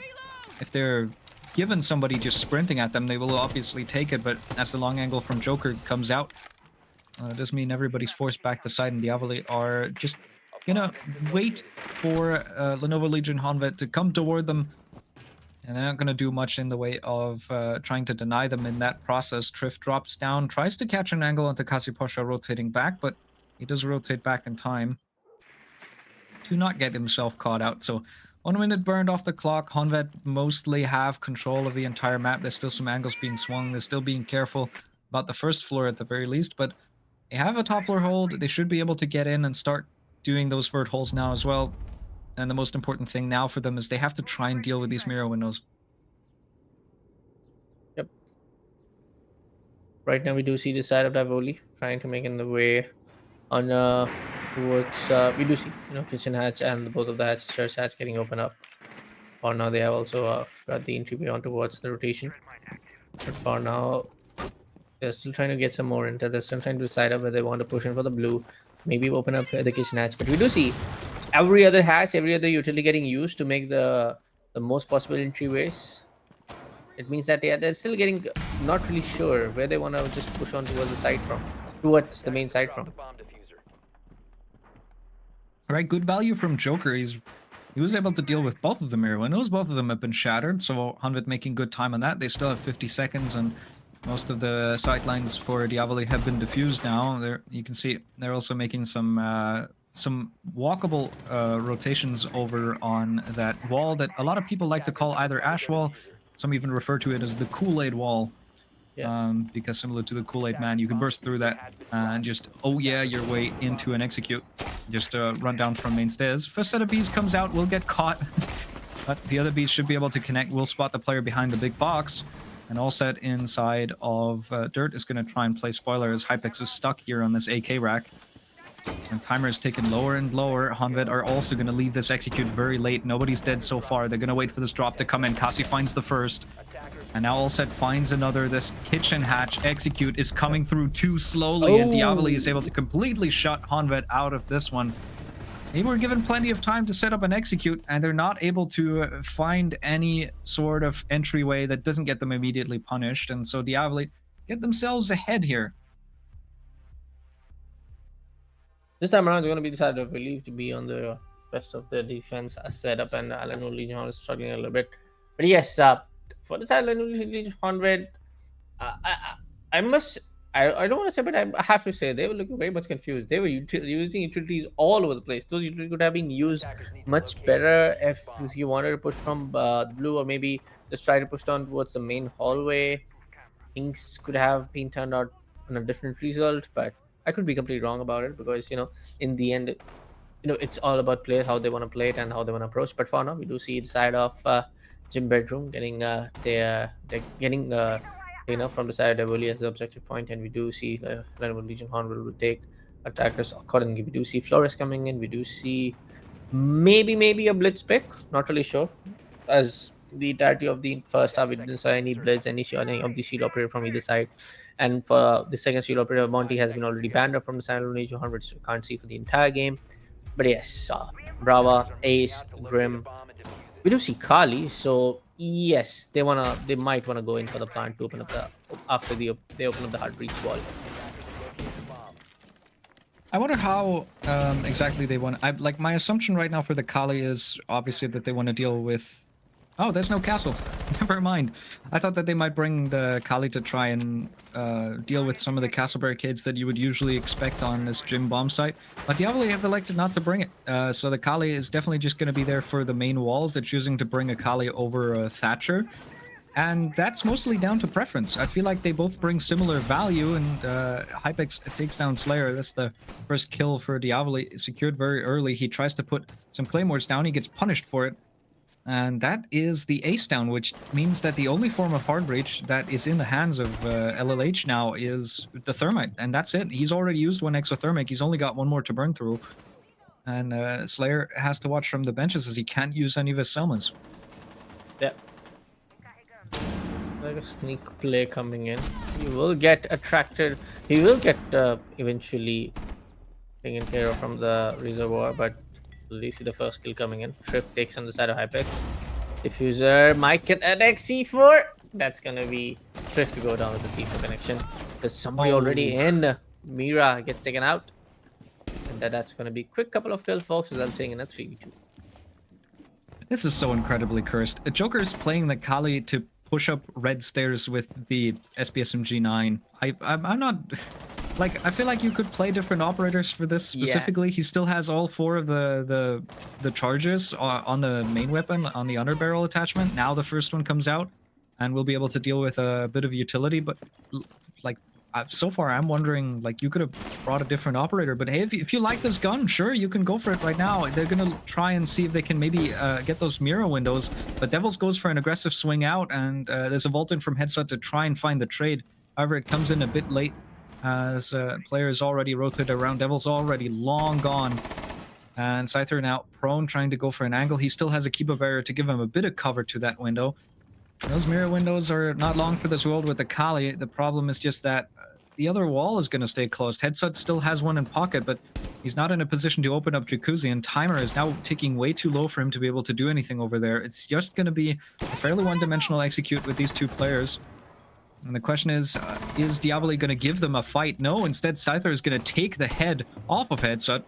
And that leaves only Joker left, who gets swung by Devils. It is two MP7s to connect for this round, and Diavoli will win another. And not only is this the first time they find themselves in the lead since round 8, or since round 7 rather, they're also now for the first time in the lead by 2 rounds. Right now, it's going to be Diavoli to be on that momentum play. There's a huge momentum shift actually happening in the first half. We did saw resulting in a 3-3 split. And then now it's going to be the side of Diavoli to just push down to further, slowly and steadily getting into match point. Right now, again, things can get interesting if Diavoli are able to put that hindrance down, even if Diavoli gets on the match point. But slowly and steadily, we might see the same result from what we saw in the past match. NXT, when they were facing up the side of ITB, every now and then ITB was able to get on match point, and the NXT was just slowly and steadily was able to put down that hindrance of that one round, getting in their own side. But for now, I'm not really sure if I can say that same for 100. Diavoli looks pretty much confident in their entire play, really good in their entire trade kill happening in coordinating very in a good manner. But yeah, let's see what Legion Honor can do 5 in seconds. a couple of attacking rounds left Attackers have for now. discovered the location of a bomb. And let's be real, like, not to take anything, of course, away from Honved's performance so far. It's not like they're getting shut out by Diavoli. A lot of these rounds are close, and they're only 2 rounds apart at the moment. But I feel like the beginning of this, the reason why Honved was able to pull away at the beginning was just down to Diavoli. Diavoli was making mistakes. Diavoli were the ones that were taking too long leading into executes. I mean, the team kills are an obvious factor that's really going to hinder you from winning some of these rounds. And Diavoli have cleaned up their act. I've told them to do it, and they've finally managed to do so. They're just a bit slow to maybe get into this match specifically, to get themselves into Clubhouse and to get themselves comfortable. And now that they are, it looks like they just have that slight edge over Honved, and Honved are now the ones that will have to try and change up their game, as they are able to at least play the utility game properly. They're able to deny all set tricking this wall with the Sophia stuns. Tried and true old tactic. You put one of those stuns through the drone hole next to the breach, and that will force the bandit off the animation, so he can't make sure that the exothermic gets tricked off of the wall. Instead, the wall will open, and this is an important step forward for Honved. The problem is now they've got a bulletproof that's looking at them, and they've got plenty of utility that they have to try and burn through, as they still don't have garage control. And at the moment, still outside gaining some information. The question is, do Honved want to rotate? Do they want to get control of backside as well, or do they want to get control of verts, which at the moment it looks like they might be doing? Joker's gonna try and go down below, and all the way down below. Yeah. Oh, now 1 minute 20 seconds left on the clock. These 100 struggling a little bit. Again, the same thing I'll say. The side of where they want to put the tag execution first. There gets that opening though. Finally. For now, will be but again the similar sneak play. You do see 2 of the players trying to take up the control of the Raptors, other 2 players trying to push in from the other, and Azami will get picked off. The Joker will get that kill. Sat on the air, takes care of Slayer, who's trying to get on towards the inside the objective plant. For now, we do see them getting the entire control of the garage area. There we go. This is what they needed. They've now got control of garage and rafters.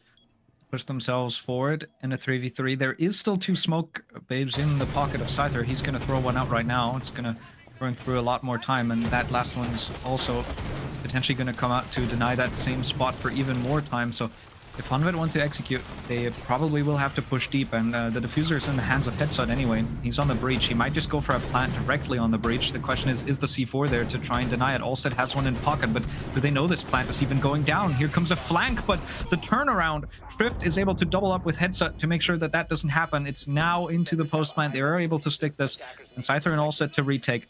C4 has been used unsuccessfully. Fantasy's down to 10 HP though. If they can find one, they might be able to just defuse and cover the diffuser. This is what separates Diavoli from going on to match point, or Honved keeping this game a bit closer. Gonna try and go for this defuse, accidentally starts putting up a barricade. Now here comes the swing, finds the first. Scyther might be able to do this, but no, the player down below, Fantasy, somehow through the floor is able to find him. Scyther has to stick this. There's no time. Fantasy could just run up and get it. Somehow, with a floor bang, Honved are able to stave off match point, and they're able to find one more round for themselves. There must have been really good information for Honved here. Otherwise, this round could have definitely swung the way of Diavoli. But no, we find ourselves still away from match point, and Honved closed the gap just that tiny little bit. Things are now getting pretty interesting now, folks. Selenori Honved getting that, one no hindrance, and for the side of Tivoli, just getting that one boulder. And kudos to everybody playing in so well from the side of Onward, slowly and steadily. But for the side of it, I must say, they are on the verge of just being just a couple of rounds left to be on that victory play, make it look like 7-4. All they need to do is just hold their horses down. All they need to do is just play by the books, let the attackers come in. For a fact that how Nelo region is gonna get to react in an objective like this, in a site like this. So just wait for the entire opportunity to come to yourself. Just wait for it. All right, Diavoli back to their strongest site as they complete their rotation. Not flawlessly, they do lose this bomb site on CC and Cash, so they will go back down to basement as it finally opens up for them again, and this is their chance to get themselves onto match point. Otherwise, Honved have a chance to equalize. Once again, very similar lineup. A bit of a change-up coming in this time. No Warden being brought out. Instead, we have a Castle and Information Denial. This lineup, at the very least, is very reminiscent of something called the SSG roam. My goodness, that's been a long time. That's quite a hot minute ago, where you would play basement and you would put castle barricades on first floor like we saw there, and also on top floor, and you would play Information Denial on the Mute and Mozzie combo, sometimes even a Vigil, to try and hold top floor for as long as possible before falling back down, which would deny the attackers from getting any sort of vertical control before an execute. The only risk of that is you're leaving site kind of soft, and I feel like the adaptation for Diavoli here is that they're not actually defending top floor, but they're kind of doing an adaptation of it where they're just going to try and deny bar for the most part. And so far it's working out well. There's some drones being lost already in the process of droning. Honvet losing out on a few pieces of utility, and Kasipasha in a position where he might be able to swing. Does get himself spotted though. That's another drone shot, and if he can get out alive, then that's a decent bit of information gained. And Scyther is just playing around this hatch. They're playing with this hatch open, so Diavoli is committed to try and hold this. But Scyther does fall back. It's just going to be his fallback option. Never mind. They're just going to give them that hatch because, let's be real, with the bans that we have in play, Tuba Kaid, that hatch is going to get open anyway, so you might as well play with it open. Let's see. They have got the firebolts and smoke. All the key utility that they need to get this plan going down is still all left. The management is top notch. But for now, it's going to be Slayer to get inside the upper floor kitchen. Joker just waiting out to get some more information in before they get the execution going in right. Big drone getting used to make some more possible vertical angles. Possibly, not too sure if they will go down onto wall with the kitchen edge, because there's one guy just playing on towards the tunnel entrance over there. So he or she can definitely take it out pretty quickly though. So maybe blue room or church drop could be better. I'm not too sure about this kitchen hatch. All right, kitchen hatch just now being attempted as a C4 will do a decent chunk of damage to Headshot. However, thankfully he does keep himself alive to potentially still open up this hatch. And you can see the Ossa is being brought out. Trift is probably going to try and use this to drop down, or maybe even go for the Kool-Aid Wall to put down one of those Talon shields and go for a plant. Problem at the moment is that Honvet is going for a similar drop. They just want to go for kitchen hatch. This time they've got a decent bit more utility. They've got the Kapital bolts to try and deny this. Drift does go down, should be able to go for a plant. The problem is, do they know about the player inside of Mud? Yeah, they do. The plant might be able to come through successfully. C4 won't connect as the plant comes through in a different spot than Diavoli expects. So now it's a retake for Kasiposha and Devils. There's a player stuck inside of the site. He has a Talon shield to play around, and the other players can just hold the diffuser from the hatch now. And the timer's ticking lower. This might well be a round for Honvet. They do find one, but Kasi does get taken down. Joker's on a triple in this round, finding some good value. Almost finds the fourth, doesn't quite. Some gunfights, and there we go. He connects it. Quad kill for the side of Joker. Honvet get themselves another round. They tie us up even on 5-5 once again, and we will need all 12 rounds of regulation. Yes, sir. And if any of the teams are not able to get that 7-5 victory, then we will definitely gonna go overtime. And I feel like this is going to be that one of those in the last game we will see that overtime finally happening in one of those games.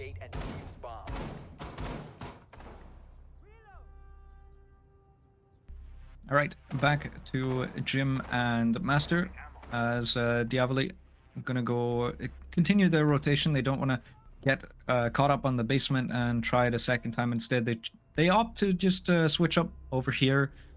They do have those mirrors to try and play around once again. This I think the operator bans at the moment just decently favoring the mirror on this map.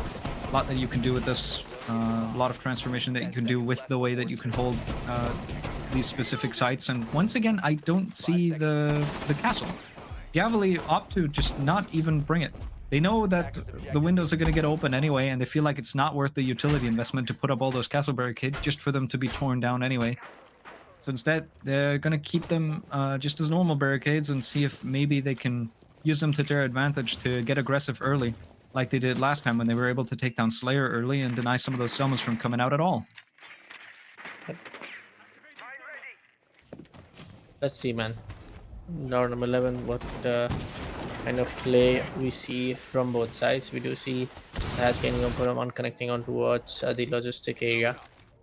Was the construction, they want to just take that push. We do see some of the claymores getting placed up to avoid those possible runouts.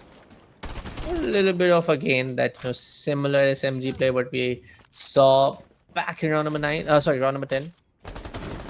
Round number 8. Apologies. But I would say the same thing. If you just want to play for that SMG, you don't want to go for the Lance charges. There are better operators available in the game. Well, Joker seems to really like this. He wants to bring out the Kali for one reason or another, either to deny some of those bandits or to just deal with some bulletproof utility. Definitely getting rid of the mirror windows is going to be a factor, and this time around, Honved are at least opting to try for Jacuzzi, but it gets bandit tricked once and Headset immediately goes for a rotation. So they're not very committed to trying to open up Jacuzzi wall. They don't even want to go for that side of the map. They're mostly focused on this side. Yep.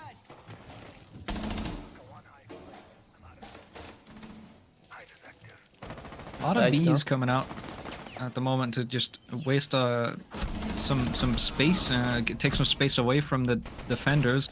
There's a 1-for-1 trade as Kasipasha finds Fantasy, does get traded out by Joker, and Slayer finds a second onto Devils. There's advantage now for Honved, and Joker's pushed himself up the red staircase once more. There's now one more player to try and deal with over here on construction. Hypex is in a position where he could find one if he goes for a swing at the right time. The problem is they could find him too. He goes for the swing now. Joker somehow turns on him. It's a double for Joker in the round, and he might be down to low HP, but he finds a crucial kill. And with 40 seconds left, it's only all set to hold down the site as Scyther is going for a very, very big flank. If it pays off, this could be huge for Diavoli. But if he does it too late, he might just leave his teammate out to dry in the middle of the bomb site here. There's 25 seconds, all set, trying to hold as much space as possible. Scyther finds one C4 kill, all set connects a second, and there we go, this is doable. The mirror window is so important for Diavoli to play around. Finds one more, but no, Headset shuts down another. Scyther's there for the flank now, not able to connect onto the player though, which means now he has to swing into Slayer. Swing is coming through, some quick peeks. He knows where this player is. He's able to deny the plant, and now he can maybe just play time. It's 3 seconds. Slayer picks it up, immediately starts planting it as well. He's gonna come off the plant, but there's no time. Honved, due to the flank of Diavoli, not able to win this one, and instead we have match point opportunity for Diavoli. Match point opportunity coming in for the side of Diavoli, and this is the time where they have to shut down the side of Honved if they don't want to make it to push on towards match point. And if they want to actually get the entire 3 points advantage on the leaderboard. But for now, folks, yes, we will see the side of Church and Arsenal Room getting picked up. The basement objective does a Diavoli. We do see the Warden, we do see Mira, we do see Smoke of all of those heavy utility based up operators that you want to see in an objective like this. But for the side of Honved, again, the similar thing. We have seen a couple of kitchen rounds here and there, and we have seen a couple of mistakes getting made from Honved's attacking here and there. Sometimes they emphasize on that one single angle that you want to push in on. They sometimes emphasize a lot of these heavy redistribution of the entire operator push coming off. There is one operator coming off from trying to push in from kitchen. There's one single guy trying to push in from the church chat. There's in the last 3-man 4-man stand, they just want to redistribute the entire thing, where you can actually just regroup together and just 2 guys trying to put up and waiting for the crossfire angles, and then 2 guys can push in towards to make the plant go in. But let's see what kind of approach we see from the side of the New Legion's Honved's attacking strat. But for the side of defense, I would say Diavoli, it's their game right now. They have to just wait and watch and react to the entire things happening in what Honved can do right now from their bag of tricks. Yeah, a bit of back and forth here. Difficult to tell who ends up coming out ahead. At the beginning, it looked like this might be a Honved game, but Diavoli since has been able to turn it around. But of course, at the same time, Honved don't get completely shut out. They still have some moments. They still have some highlights, and especially Joker Immediately makes me want to swing over and talk about him because he gets himself not just one but two. And this already is shaping up to potentially be a good round for Honvet, and they need exactly that. Joker is a big player who's able to find a lot of impactful kills. And what better time to find them than when you're staring down the barrel match point. And within 1 minute, they get top floor control. They are able to dispatch of an Azami and of a Valkyrie. That's one less C4 to worry about. Kasiposha has used his to no avail as well. So it's only one in the pocket of Scyther. Allstead is able to find one onto Trift. They do see Scyther potentially moving around on bottom main stairs. There's some information. So if Honvet are just playing this slow, playing this careful, still have to be worried about this 1C4. But if they're just taking it slow, getting the hatches now, and trying to see where they can get themselves in from the best. Maybe even try to go for a blue push, as a lot of the time now they've tried to go for a kitchen execute. They've tried to one-dimensionally go for these hatch drops.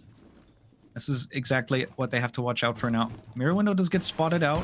I'm not sure. I think they're waiting for Joker potentially to come down and deal with that one. He has already used one of his breach charges. I think that might have been on the other mirror window. And now the ram gadgets are coming out, tearing up the floor. They're going to force the player inside of sight back. And a lot of the space is being taken away from Diavoli, but at the same time, it is Honvet that are bleeding time. 45 seconds left on the clock as I speak right now, making it a 3v4 now. Folks, Onward have that man advantage. We do see the side of Hibana trying to make it all the way towards the kitchen hatch on the central stairs. It's going to be the side of Ram trying to, catch someone off guard if we see the any of these players making a rotation back towards church and by using the main hallway, through the main hallway, and that is something would be very silly to do that.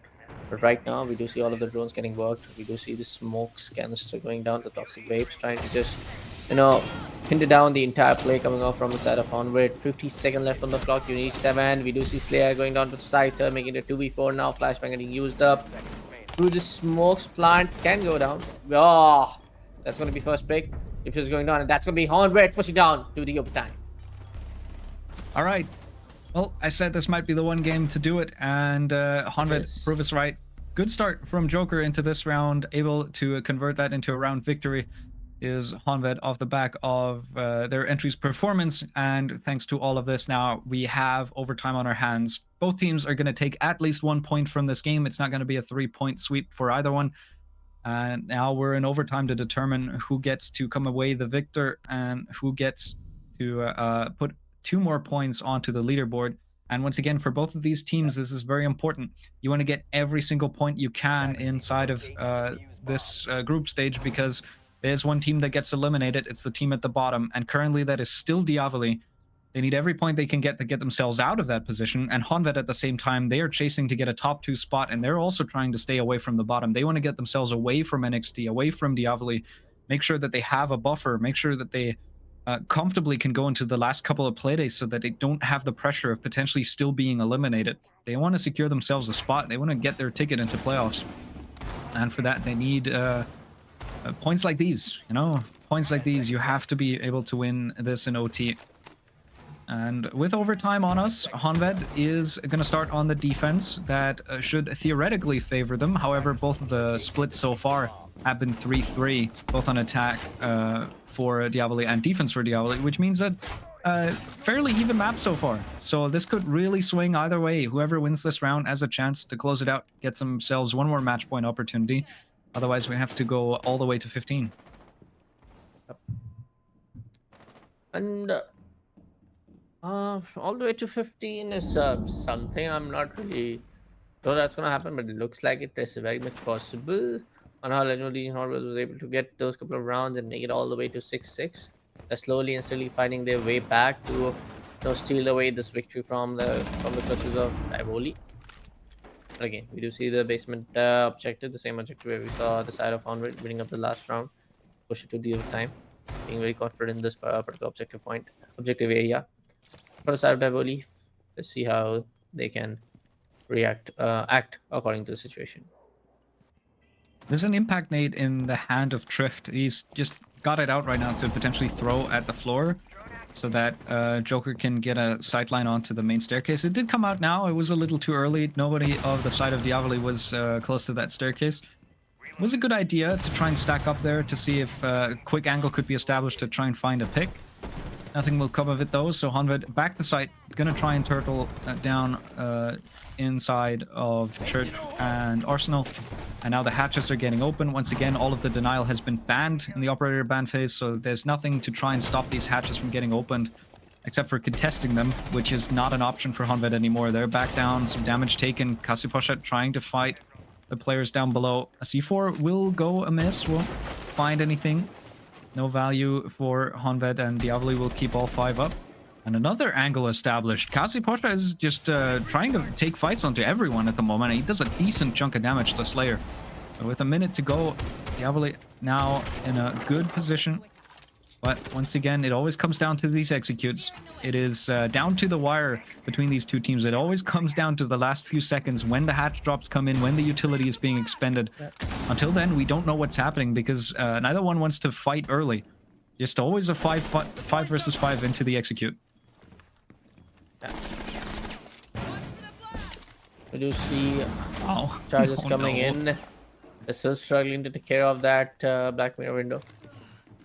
And things get a little bit dicey for the side. Diavoli has 20 seconds left in the clock. Classic gets one. They finally get You're kidding me, Joker. that Joker shot. Boy, oh boy. Scyther will be more than surprised though. Oh, Hypex takes on the side of Joker. Devils gets one more. Things are slowly steadily falling apart from the side of Onwards. There gets one more. Devils get to the side of Trip. One guy left. The plant is still on. And that's going to be the side of Slayer to take on side Devils. Post-plant situation, not gonna happen. As all set gets the side of Slayer. And Diavoli push down to another one more round in their one side. There was a yellow ping onto the planter. There was an opportunity. There was a world where Honved could have won this off of time again because these executes come in so late for both of these teams. Yeah. But instead, there was enough cover for Diavoli. They were able to deny this player from getting too close to the diffuser within time. He's able to find one, but then the information is there. Diavoli bring it over to the line. Good execute. Despite the efforts from Joker and the rest of Honved, which does now leave Diavoli with 2 chances to close this out. And their first one will be on defense, which is the perfect opportunity to try and win this out. They get themselves onto Jim, and if I remember correctly, they did win this bomb site both times. Yep. 7-6 now, folks. Diavoli pushing it to one more, as they have to get one more. May get an 8-6 victory, and if not, we'll push down towards the very last round. That will be round number 15. But for now, folks, so let's see what's going to be the entirety of the play. We do see the side of Diavoli going in for the second floor gym and bedroom objective. And for the attacking lineup, we do see Blitz, we do see Grim, we do see I was expecting a Fingado, but we do see the side of Thermite getting picked up. So yes, kind of an rush, or maybe playing it for the one last time can happen. All right, this is the first time we've seen Blitz on the side of Honved. Yes. And the first time since round 1 that Blitz has been brought out at all. It was attempted once by Diavoli. They walked themselves into a Banshee and immediately thought better of ever trying that again. Which now leaves Honved in a situation. They've got their backs up against the wall. They are now facing match point. They had to fight into OT just to get themselves the 1 point. And now to fight for the second point, they're once again staring down match point. And 2 of them at that, as Diavoli now have the chances to close out. So Honved have to bring everything out that they can, and they choose to do it with the Blitz. The question is, where's the Blitz going to go in from? What is Joker able to do with that operator? It's a powerful op to take a lot of map control, and if you can get into the face of somebody, you're basically guaranteed to win. It's Blitz and Monty nowadays are the kings of the 1v1. So if you can isolate a fight, you're always going to win it. As long as you're doing it properly, as long as nothing goes majorly wrong. And here comes the first swing in, and there we go. The Blitz finds one. Fantasy with a second. Hypex does find one onto Slayer, though. So going into this execute, Diavoli is able to find at least a few picks, but the plant is going down. Headshot is going to try and go for this. Can they cover some pre-fires from the Blitz? There it is. Oh no, the Warden. But the C4 connects. Kasiposha is able to find that. Now it's a post plant. Headshot able to find one more. Everybody's getting flashed. Drift He's got himself in a decent position to try and do this. Hypex does get injured, so it's only down to Kasiposha, and he gets taken out as well. We're gonna need all 15 rounds, Bullet. Boy, boy. This is getting exhausting for the players, for me itself. Not gonna lie. Every now and then I think for a second, okay, this might be it. Okay, it's done. Now again, it's onward. Now it's going to be 7-7 for the one last round. They have to fight off till the end, and we were seeing it from since like what, match number 1, that hey, this match can go overtime. Second match can go overtime, but finally we see that one matchup going on towards the maximum last round. Well, neither of these teams are gonna go out of this game empty-handed, thanks to how close it was, but Yeah. of course both of them wanted to look for more, so now it's just about salvaging as much as you can, making sure that you get at least your 2 points. And it's still really up in the air. I have no idea who's going to win this. There's been some very good rounds from Honvet, but some very, very good responses from Diavoli as well. And now we've got Honvet choosing their defense. They got one more opportunity. They tried the basement in overtime. It didn't work. Diavoli picked them apart one by one. And now going into the very final round, they're going to try Jim and Master as well. It's the same bomb site that Diavoli tried in their one defensive overtime round. Yeah. And it didn't go well for them. Which means going into this round means all or nothing. And Diavoli is bringing a more standard lineup. No blitz shenanigans, no funny business. They've got a Demos. That is about as fancy as it's going to get, and everyone else is just there to deal with castle barricades, make sure we get all the walls open. Yep. Well, about the last round, Frog Diavoli will be attacking on this game, and Houndware will be, be on the best of their defense. But as we saw in the, that was Houndware up, if I'm not mistaken. Yeah, that was Houndware struggling to take care of the Black Mirror. But we do see the Bandit trick going down, but eventually the wall will get opened up pretty fast. In what, 6-7 seconds? It's already has been opened. But for now, as they are taking care of the castle barricades as well, with the sword recharge being used, we also see the side of Ace pushing down all the way from the side of Garage, taking control of the CCTV room, trying to make the entire defense getting sandwiched from all possible angles. Let's see how they can execute this. Ooh, some shots going right past the head of Trift. He's still looking to try and swing this player on rafters. Thinks better of it, falls back now, so Honvet with half the round gone have completely evacuated the cache side, as well as most of construction. And that leaves Diavoli with a decent bit of control. The problem is now, how do they try and take in towards side? They can't deal with these mirror windows. There's one facing the breach on Jacuzzi. There is one facing them inside of the site that is being held from Logi. So they will most likely need Logi control if they want to execute from con side. Otherwise, they just have to push into bathroom once again. They've done this a couple of times, so Honvet should be able to expect this. If it happens again, they might have some sort of response to it. But Devils goes for a swing, able to find the first. That's Trift going down. An important pick for Devils to get with 50 seconds left. 50 seconds left on the clock. Mia is getting EMP'd for now, but Window's still alive. They haven't got Carrot. They did get off the window, but Slayer with a really nice shot, a headshot on towards the head of Hypex, and that's going to be Cussy taking an entry. Slayer goes down, making it a 4v3. Plan can still go on, but Joker takes care of the Cypher. Cussy gets a trade back in. LZ gets headshot, making it a 1v3. Fantasy just being that guy to stop. This might be a collateral kill. Fantasy gets one. Ooh, he can take the shotgun. He takes it. 1v1. Ooh, with the pistol in hand. Oh my, shotgun on the face. Oh my god. Not gonna connect. Oh my god, Olsen. Finally wins one. Oh boy, oh boy. This could not be more down to the wire if you tried. My goodness, we all the way to the end, it was up in the air who's gonna win it. In the 3v1, I thought, all right, this is gonna be a round for Diavoli now. They're gonna box this guy in. There's still a flashbang in the pocket of Allset. And then he finds two. He almost manages to get this clutch off. He gets taken down to 4 HP, and Allset goes for these swings with the 5-7. Able to win it out. What a game to finish our day here inside of Voltage. we had to go all the way, and really, really the way. all the way to the end of that last round to figure out who's going to win it. It is Diablo. They take themselves 2 points, 2 very crucial points to try and dig themselves out of last position, because that does now mean that they, at least for this play, they jump NXT and put them down into the bottom, thanks to the victory that ITB Academy took over NXT. So just for now, Diablo able to gain 1 rank over onto their opponents, get themselves out of the elimination spot, at least temporarily.